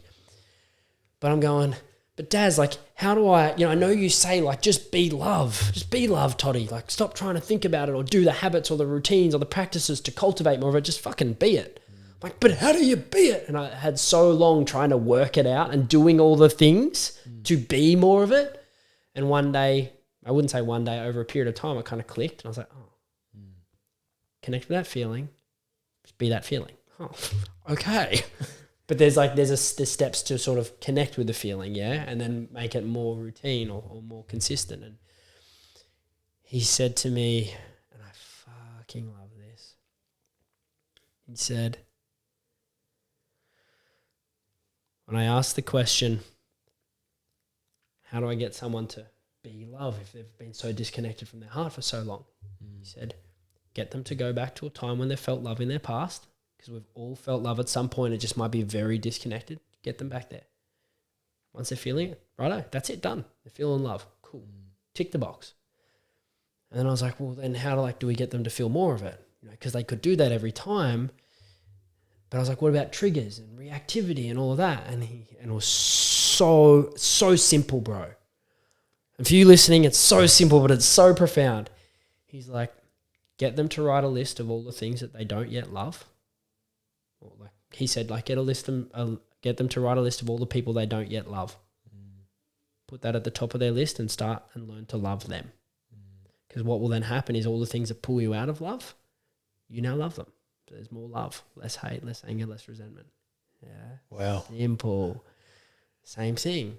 All the things you don't love about like the world, whatever it is, go and practice loving them. Like sit with them and go, okay, I see what you're doing, but I'm going to go through whatever that practice looks like for you. Then, importantly, go to all the things you don't love about yourself. And this is probably, from at least my experience, been the most challenging because we're our big critic. Yes. And so it's find all the things you don't love about yourself and love them. And as you do that, as I said, as the hate bucket empties, love is just the eternal thing that comes through. And so there's more love. That is epic, brother. It's just a journey of finding love within self and connecting to self. And with the 3 pillars you mentioned earlier, do you think the first step is self-acceptance with it? Is there a step process for it? I haven't yet. Thank you for raising this. I'm going to footnote this as something for me to go on action after, is to develop a process for this, for self-acceptance to appreciation to love. In a real Cliff Note version, I had a friend call me forward and was like, why are you so addicted to growth? And I was like, I'm not addicted to growth. And she's like, well, you can't not do it. And I was like, well, why would I not? And like the fact that I was emotionally reactive and defensive was like, yeah, there's a trigger. And so when I became aware of that, I was like, okay, there's something here. So I went and sat with it and basically was like, underneath was if I can't grow, I'm stagnant. If I'm stagnant, then I'm stale. If I'm stale, I'm not doing anything. And then underneath it was like, I'm unprotected. Because as a kid, I was bullied. So my protection was, I'm going to keep growing so people can't get to me. It's like, okay. So the only way I felt protected or safe was to grow. If I wasn't growing, I was at the risk of being hurt. Again, just conditioning of the mind, of the ego, pain, pleasure, avoid the pain. Do the pleasure, keep growing. Yeah. And so I was like, okay, what's the scariest thing for me? And I was like, well, don't grow. So right before I overpassed on a course, those 10-day silent meditation retreats, I think it was like 2 days before, I made the decision I'm just going to lay in my bed for 8 hours and do nothing. And I'm not going to meditate, and I'm not going to allow myself to plan the future or do breath work or anything that's growing. If I find myself going to want to do anything, no, come back, just stare at the ceiling, stare at the fan. And so I did that. I just laid in my bed and just stared at the fan, or actually the ceiling, for like 8 hours of a day.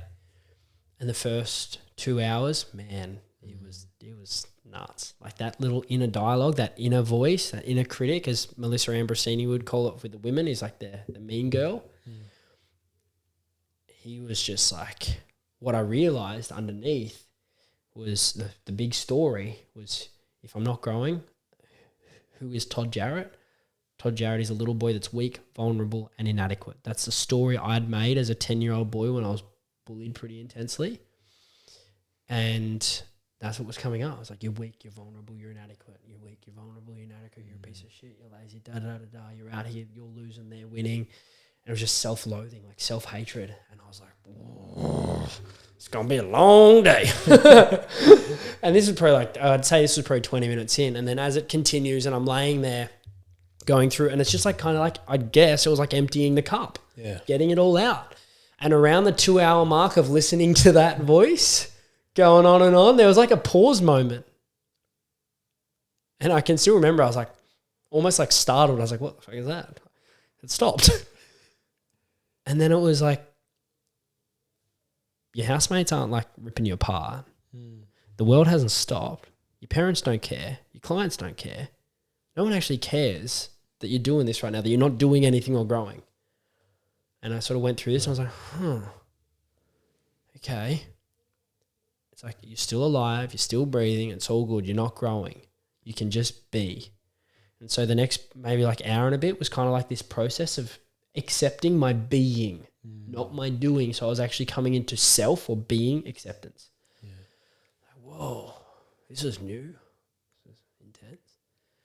And then that kind of went by, and then further and further, this kind of like ingrained more. And then it was, after a while, like this little voice came back with a different tone. He's like, you're a badass. Like, look at this. Like, dude, you were scared shitless of this 2 days ago. There was no way you wanted to do this. This was a huge fear of yours. You've avoided it like the plague since you were 10. Look at you. You've just sat in it. You felt it. You've listened to this other guy like talk for rah, rah, rah, rah. And then it was just like this like validation, like my cheer squad, and it was appreciating me. So that was from self-loathing to self-acceptance to self-appreciation. And so that was my process. Now, that's why I say, like, I haven't set out a structure and a system that I could apply to 100 people in one go, but that's what I'm now going to go and thank you to you. I'm going to note that down and be like, okay, what questions, because that to me is coaching and mentoring. It's not telling people. Yeah. Podcasts are a bit different because we're kind of talking together for people to hear. Yeah.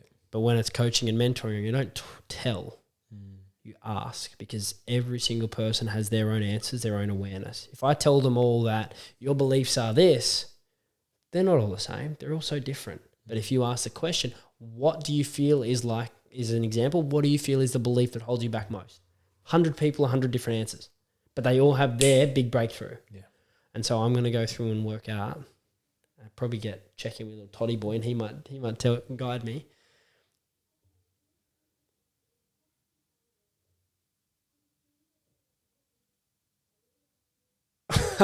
There it is. I love it. I'm like, I was going to go and sit and think about this in like 10 seconds. It's here. Done. Yeah. That's epic, man. And do you think that was also a shadow? I'm just so pumped. I love it. Like, that's cool because it's like live in the moment. Like, that's that. That's it. That's it. I love that, bro. Okay, yeah, as you were saying. Do you believe that? Because another subject I wanted to dive into today was shadows, right? Yeah. And do you believe that story you just told was an example of a shadow? Yep. Yeah. Yeah. Okay, and then that shadow was something that you had to nurture into the light, and you had to find the process to do that. Yes, absolutely. And so shadow, so this is before when we're talking about the light and the dark, the masculine and the feminine. Light and dark are neither good nor bad. It's just more spirit, more like energy, more matter, if you wanted to. Light is more energy, dark is more matter. Shadows are like the unhealthy, unintegrated parts of the psyche, of those archetypes that are unhealthy, unintegrated, wounded, reactive, triggering. And so as an example here, your light masculine, I'll use some archetypes for a moment. Your light masculine's like the king. He's noble, he's caring, he looks after people. He's very intellectually minded about how to serve and how to look after. Then you've got your dark masculine. He's the warrior, he's the protector, he's strong, he's courageous, he will take risks, he'll put himself on the line. Then if we go into the light feminine, she's like the queen. She's very elegant, very regal, very kind, very proper, about helping others, serving others, very gentle heart, if you wanted to put it that way, and like the king being noble. Then the dark feminine, she's, if we're using the he, she for simplicity, she's more of the wild woman, or the huntress, or the seductress, the enchantress, like the witch energy. Very powerful, but more expressive, more emotionally, more passionate than, say, the queen. And so they're like the healthy archetypes. The shadows arise when one of those areas are blocked, suppressed. So like I was saying before, if you can't go into one, you'll typically find that same area plays out as a shadow. Or the alternating. So for me, the self-acceptance part was the shadow, because I acted a lot in my light masculine shadow. I was very, very much a little people pleaser, like a little boy that just wanted to, please his mum, his sisters, then thus please his girlfriend or whatever it was. And then also as an example, like my dark masculine, I'd been told from a young age, primarily brought up with like sisters and mum. Yep.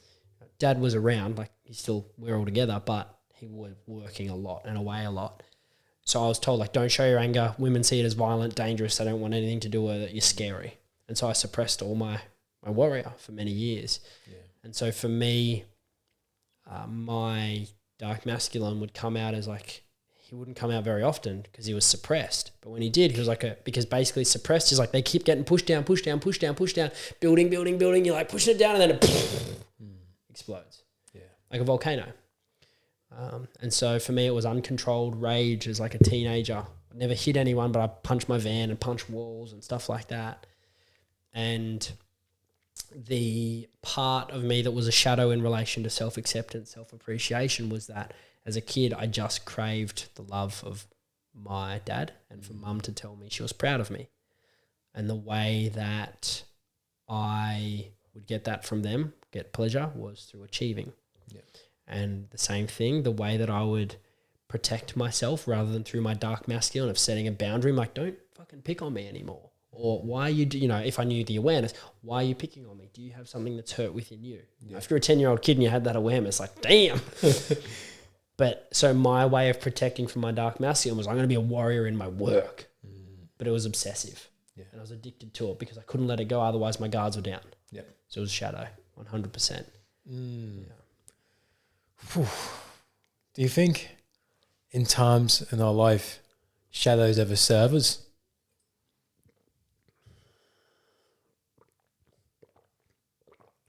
Now that's a very generalized question because shadows can be a lot of different angles of it, but do you think in times in our life it could serve us?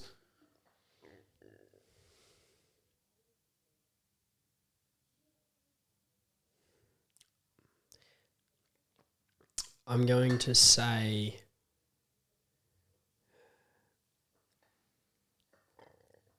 yes for teaching us lessons. Yes.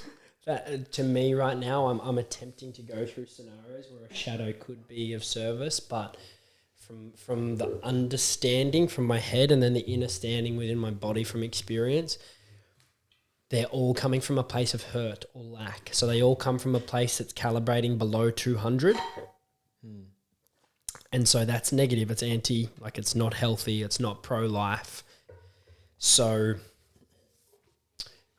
in that sense, I'm going to say no, other than us learning potentially the hard way, a lesson.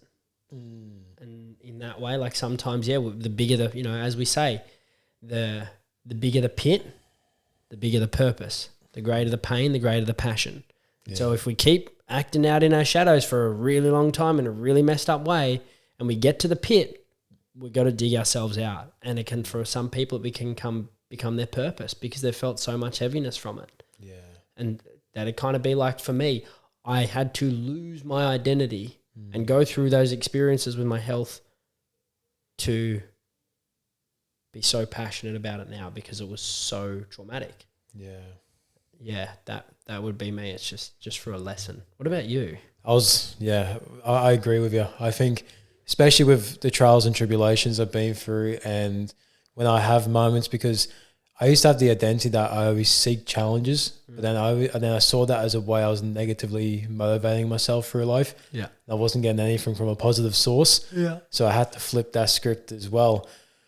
But I've always loved identifying my shadows because I have that love for self-growth. I love that sense of knowing I'm going to be a better version of myself. So not just because it's going to benefit my relationship and not just because it's going to benefit me as a friend or a family member. It's going to benefit me as a person individually, which then in return impacts everything around me. Yeah. And not just in this present life, but my future generations are getting impacted from the shadows I'm working on today, from the work I'm doing today. Yeah. And that honestly fills my cup so much. So when I see a shadow come up, I somewhat get excited.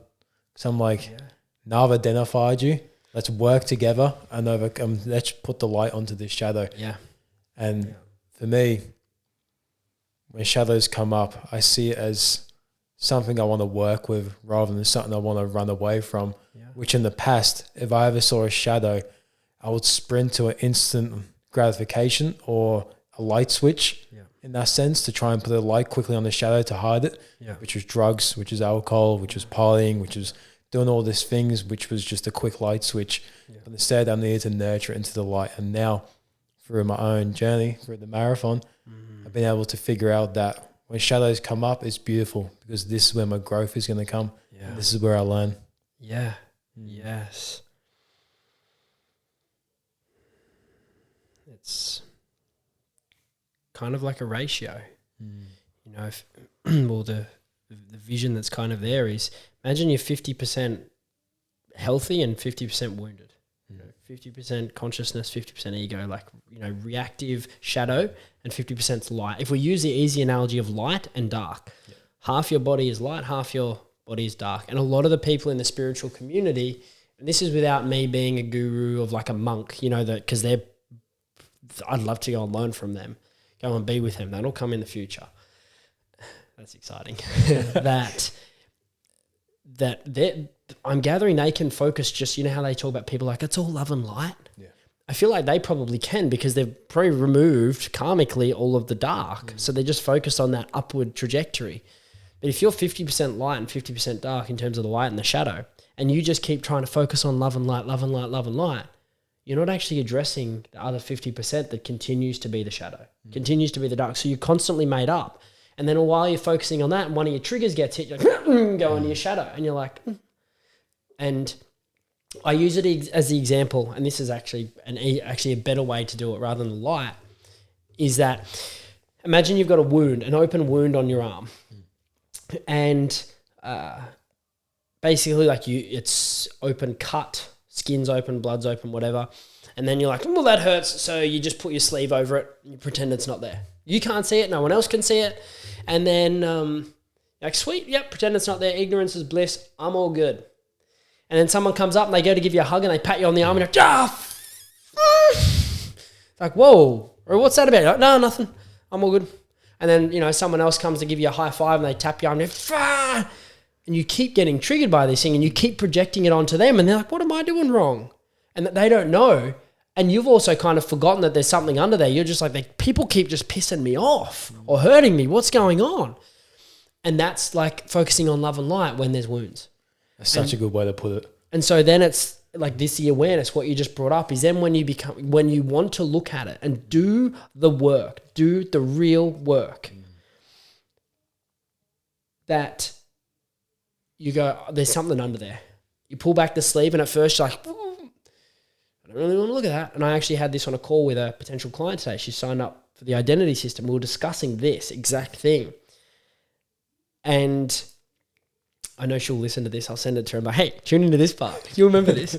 And we pull back the sleeve. And at first, like, oh, that's ugly. Because like it's probably got dirt in it and like some, you know, some rocks and pussy and infected because it's been like that for a while. But you know that if it's infected and you leave it like it is, it's never going to change. Or it's just going to get worse. And so that's how most people are living. It's like, don't look, just let it, and it's just going to be pussy and infected forever. You pull it back, you're, I'd rather not be looking at this. That's what's at first. But then if you can go, you know what, it's not pretty, but I know it's there, and I can either let it continue to be pussy and infected and hurt the rest of my life, or I can look at this thing and go, okay, I'm going to clear this. I'm going to heal this. So you grab the tweezers and that first bit of rock you pull out, you're like, oh, it hurts. Kind of like, you know, when you realize there's a thing, you're like, okay, I'm going to clear this. There's usually emotion there. You got to feel some of the emotion. Then you pull the rock out, then you clear the dirt out. Then you know when you got to put like the betadine or the alcohol solution or whatever. It's like, this hurts right now, but I know it's going to be worthy in the long run. It's kind of like some of those deep breathwork sessions where you're like, this is intense, but I know I'm going to feel like I'm on cloud nine after this. You're just like, I'm in for the journey. And then you get to this point where it's clean now. It's still wounded. So now you kind of like got the sleeve there and someone might tap you and you're like, oof. But you're like, I know it's healing. It's all right. Just like your wound won't heal immediately, but you're like, I'm doing the work. I know it's clearing. And then a couple of days later, it's healed over a bit more and someone taps it and it's like, oof, it's all good. A couple of days later, it's like scabbed over. Now someone can tap and you're like, ooh, a couple of weeks, that's scab's healing, and then it pulls over and it's gone through contracture, And it's there. Someone can smack you, hit you, punch you. Like, bro, they can pour alcohol on your arm and you're sweet. Yeah. Because you've chosen to do the work. Yeah. That just shows the importance of actually facing the shit that we go through, or facing the shadows, and start putting work into ourselves, you know. And one thing that I had to realize was, like, I can rather stay this way and not face it because it's uncomfortable. But either way, 12 months is going to go by. I was like, I can choose my pain. Yeah. I can rather sit in the pain of this shit that I feel, or I can choose the pain of growth. It's like 12 months is going to go by, or what am I choosing? I had to make that decision that my pain is going to be growth and learning and understanding, rather than the pain of just looking for things that enable me, look for things that give me instant gratification and just don't really push me, but more so push me backwards. And I think when people start to make decisions and have the awareness to start implementing things in their life that are going to push them forward, that are going to help them heal, that are going to help them face these shadows, and then reaching out to people like yourself or people similar in the field that can help guide them on this journey is so important. Because I think one part I went wrong, and I know some people will relate with this, is trying to do it all yourself. Trying to start this journey saying, like, all right, this is what I've got to work on. Let me do it by myself. No one knows me, you know? And it's just like, you get to a certain point, but then you've got no one keeping you accountable. You've got no one looking at it from a different perspective. And the important part that you mentioned before, you've got no one asking you the right questions. Yeah. And the right questions is what gives you those light bulb moments to be like, oh, yes, I'm going to do this and this and this. And it gives you those things that keep you pushing and going forward. And that's why I also wanted to mention, by not doing this by yourself and seeking someone that aligns with you, that will help you on this journey. Yeah. And we have blind spots. We all of us, as long as we're in a human body, we have an ego. We have blind spots, which is to say there's things that we think aren't there that are there, and other people can see them or feel them and sense them, and they can easily go, you're doing that thing again. You're like, what? No, I'm not. And they're like, yeah, you are. And you're like, oh, okay, thank you. And that's where it's so true. I call it the social power law. So it's not so much a circle of influence. This I go into in habits and routines in week 4, which is like level 1. There's 3 levels in the identity system. So this is in week 4, we go into social power law. And in a really summated, simple form, think of, I'm doing the work by myself and I've got all these blind spots. So I can't see them. So I can only grow at such a speed. Yeah. But then we have a conversation, I talk about my stuff, and then you see a blind spot on my left and you go, hey bro, there's that. And I go, oh, and now I have a new awareness, and then we're chatting, and because I had a new awareness, I see your blind spot and I'm like, hey bro, blind spot. And you're like, oh, and so we got this, it's kind of like squared, you know, we're like maths squared. And then someone else comes in and then they see us, and now they've had an awareness and they lift, and then it's like this, you know, cubed, you know, it's like exponential growth, social power law. The more people you surround yourself with that are spiraling upward, the more that exponential growth occurs. Yeah, and having people that can spot your blind spots too, man, because like if you go to the gym and for the first time you've ever gone to the gym and you're saying you're bench pressing and you pick up the bar and you just, you know, you're doing the reps, but you may not know you're doing the correct form, especially if you're there for the first few times. Then you get a PT, you go with someone that's a bit more seasoned and experienced, or someone who works in that gym. They can pick out your blind spot, like, look, you need to tweak it this little bit so you don't injure your shoulder. You need to tweak it this little bit so you can maximize growth. Or you never know, like, what other else things can come from that. But it just relates with the whole idea of having people around you that can identify your blind spots. And also, this is the second time I'm mentioning it, but I want to come back to it because it's so important that you said it. It's not telling people what to do as well. But when you're helping people with their blind spots, it's just a big part of it is ask them the right questions as well. Yeah. If we use an example of the mental health, or you go for instance with Nick Batar, he talks about like mental illness, mental health, mental fitness. We talk about the same kind of journey with physical, and we're using that analogy of the personal trainer in the gym. You know how you're saying before, you choose your pain? So it's like, and then the principle there is you can choose the pain of going to the gym and feeling the pain of those heavy ass squats, but be growing a muscle that's like, delayed gratification, like, you know, instant pain, delayed gratification. Or you can choose, I'm going to chill on the couch, eat chips, watch movies all the time. Instant gratification, delayed pain, overweight, diabetes, obesity, mental health challenges, social disconnection, whatever it is, self-worth, all that. You choose. Yeah. Again, we're wired for the easy, not what's best. And so that's where it's, again, connecting with intuition. It can guide you. Then we use that as another step on what you were just saying. You can go to the gym and you're like, I'm doing the good thing. I'm going to the gym, not being on the couch. Yeah. But you go to squat and let's go, like if we're talking like a bit of biomechanics, you got valgus, which is basically your knees are dropping in. So your glutes are turning off. So you're overloading your quads, which isn't great for your knees or your ankles, your hips. You're doing that, but you're like, I'm squatting. Yes. Good. Yeah.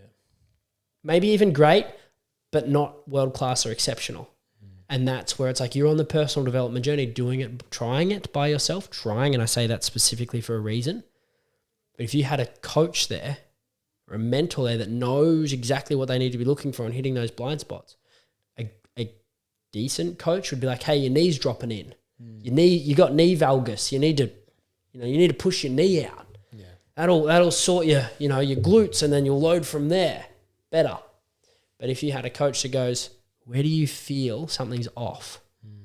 And you're like, go do your next one. Oh, I feel like I'm really pushing from here and my knee feels bad. Okay, self-awareness. Coaching through asking, not through telling. And it's like, look at the difference. Being on the couch, in the chips, to going to the gym, to doing it at the gym, not necessarily right, if we wanted to put it in simple terms, to doing it right and being told what's right and wrong, to doing it and finding out through your own process, through the right questioning, what's right and wrong. Then you're like, you feel your knee because you're in that introspective process. If you, for an example, like hypothetical situation, if someone was starting their personal development, personal growth journey and they don't know where to look, what advice would you give them?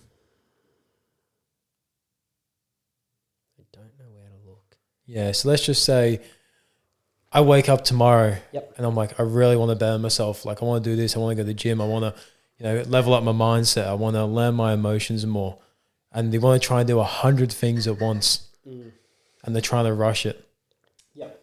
Because mainly a lot of people do when they first start their, personal development, personal growth journey. Like what would you recommend at the start?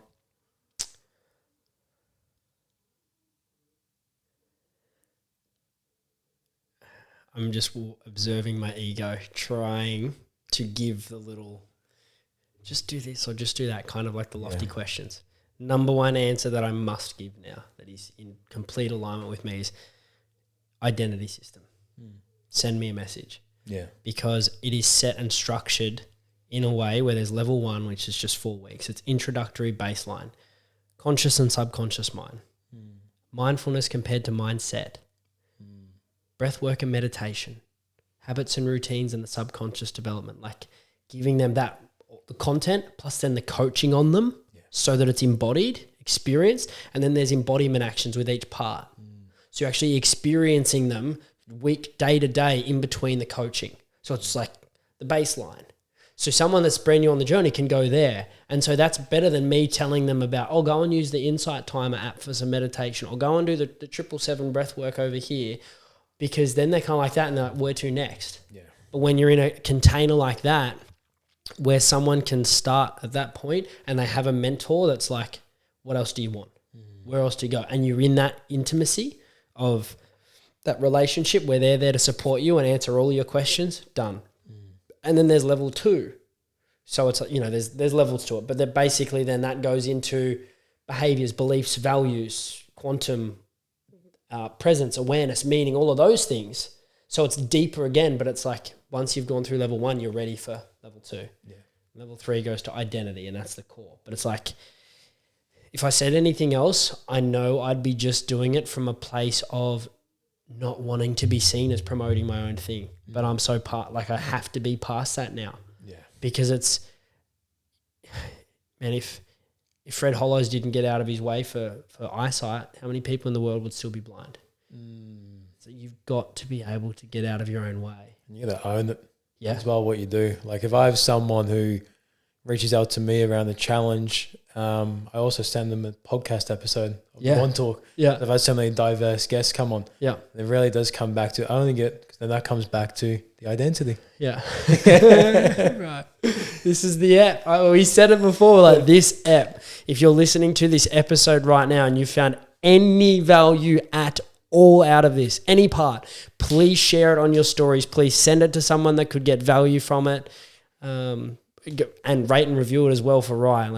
This is not the end of the potty, I don't think, but I'm just putting that in there because it's like, this is of service, getting this out to more people. Yeah, 100%. And it's just, the thing I love about podcasts too is that it's a way people can dive in, get a teaser, get the free information and resource to then have the ability to be like, yes, I want to connect with that. Yes, I want to do that course. Yes, I want to speak to him and work with him. Yeah. That's why I love podcasts, because it's just a way people can absorb this information for free and then take the action how they want to take it as well. Yeah, brother.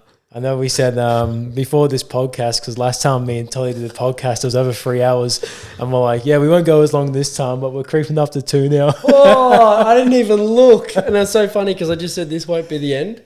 Do we have any other questions? Or are you like, that's a smooth transition out? I think because a lot of my questions, we touched on different areas, but there's one last question that I want to ask. And the reason I want to ask this question is because I find it's a thing that a lot of people struggle with in life. And the question is, how can I identify my mission in life? Because people want to know what their purpose is. They want to know what they need to be doing. They can feel disconnected.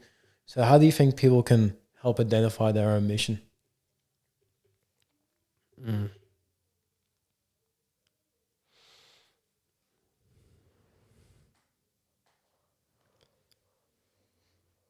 I'm going to give you my old answer, and then I'm going to give you my present answer. Old answer is, what is something you have been through in your past that you don't want anyone else to go through? Again, the greater the pain, the greater the purpose. And so a lot of people's purpose, their why, their drive is because of an emotional challenge, their pit. A lot of people find like their deepest passion from that. And so it's being able to ask yourself that question, like, what have I been through? Like, what hits me in the heart that I don't want anyone else to have to go through that?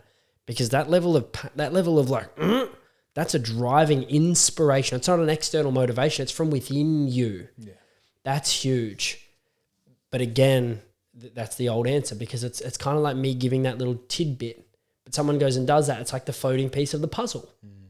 And then they're like, well, okay, well, I had this experience in the past. But I don't really know how that applies, or this or that or the other. And people still get stagnation, or they get the procrastination. They don't have the guidance. And so this is, like I've said, the new answer, the present answer is identity system, because it is set in that way where every single thing around identity, purpose, mission, career, relationships, finances, health, it is all set for that. So that's it. Epic, brother. What an episode. I just want to say to people as well, like, if you listen to this episode and you relate to a lot to what Toddy was saying, you relate to his message, especially to do with the identity, I think that's an important component to all of this. I highly recommend reach out, seek the guidance, even just start a conversation, see if it's right for you, and just begin this journey to find that identity, begin the identity system. Yeah, two things that are really clear for me right now is, number one, if the identity system wasn't mine, and let's say it was Ryan's, and I'd experienced it and I knew it to the level I know it now, I would be singing it from the fucking rooftops for everyone to know, because I've done that before. Mitchy Vicarage saved my life through my physical healing journey. Anyone that comes to me, go see Mitch Vicarage. I don't even say anything else. Don't talk to me, go to him. Yeah. And the amount of people he has transformed and saved lives is remarkable because of that. And so I know that that's how I'd speak of other people. So I just do this because I know the power of it. And this is where I said before, it's not a me thing. This is the identity system. My mission is for this to become a global entity of its own. It's not Todd Jarratt's identity system. It's the identity system, full stop. I fade off into the distance. There's identity mentors and coaches all around the world doing this, because I know that's the deepest level of impact. So that's why I say it, because I believe so much in it as its own tool, process, program. It is lifelong. Once you've got it, you can never unhave it. And so that the second part to that is, please do reach out. Please do send me a message. Don't be like, oh shit, he's going to try to sell me something. It's like, no, I'm fucking here to serve people. I'm here to serve people. I'm here to transform lives. And we will chat and I'll give you what I can until I'm at a point where it's like, okay, we need to jump on a call. And that call is typically with people a 15-minute alignment call. There's no sale, there's no pitch, there's nothing like that. It's literally, where are you at? So I can get an understanding of where you need to go. And as I say to everyone, if there's somewhere else I can send you that's going to serve you better with where you're at, I will. And so that's so important. My mission is service first. Make this so clear to people. Yeah. And I've seen that firsthand over the last probably just longer than 2 years now from knowing you, from like the amount of impact you've had on my life from the moment I met you till now. And a lot of it's been face to face, some of it's through social media. And it's just like the amount I've learned, the amount of things you've helped me embody, and just the amount of doors you've opened and pushed me towards as well. Like, because I remember before I even went to like my first ever retreat, you came out to me the Cool to Be Conscious Sunday Stillness. And you're like, next weekend is an event, you have to go to it. And I was like, all right, I'll go to it. But I knew you said that because you probably saw within me at the time that's something I needed. Yeah. I went to that event and my whole life has changed since then. But then you did that to me as well with the Morgan T. Nelson event. Yeah. I went to that, and then that pushed like and opened like 10 other doors for me with all these, like, yeah, fuck, I could go on, but brother, I can definitely see within yourself that this is a mission that's all from service and goodwill and for basically the good of humanity out there. So I 100% believe in what you're doing. I'm glad to call you a friend. I'm glad you came back for round 2. Yeah, brother. Oh, I love you. I appreciate you, and thank you for having this episode, and thank you all for listening. And I'm going to jump in before you end this and go, what I said before, please, for Rye, for him doing this, the work, the energy, the effort that he puts into this, what he's created, and as he said, the marathon, please go and share this episode. Share it on your socials, send it to a loved one, then do a review. Put a review in there, like if this episode was shit, then maybe don't review this one because I want him to get awesome reviews. But like, leave a review and support him that way, please. Like, we're in a society now where we get so much incredible free stuff, and it's like, how can we actually give back and say thanks? So yeah, brother. Appreciate that, brother. And just before we finish up, I want to say, like by helping pushing this podcast, like it's great and helping me like validate the work that I do, but the purpose behind the podcast is to give the world the free information so they can take action and improve their lives. Yeah. And I want this to be the platform. No, this is the platform where people can do that. Yes. So if you share it, you're not just helping me, but you're helping fellow humans out there, and it's much appreciated. Yeah. And I'll also link in everything to find Todd within the bio of this episode, so please jump into the bio. But thanks, brother. Yeah.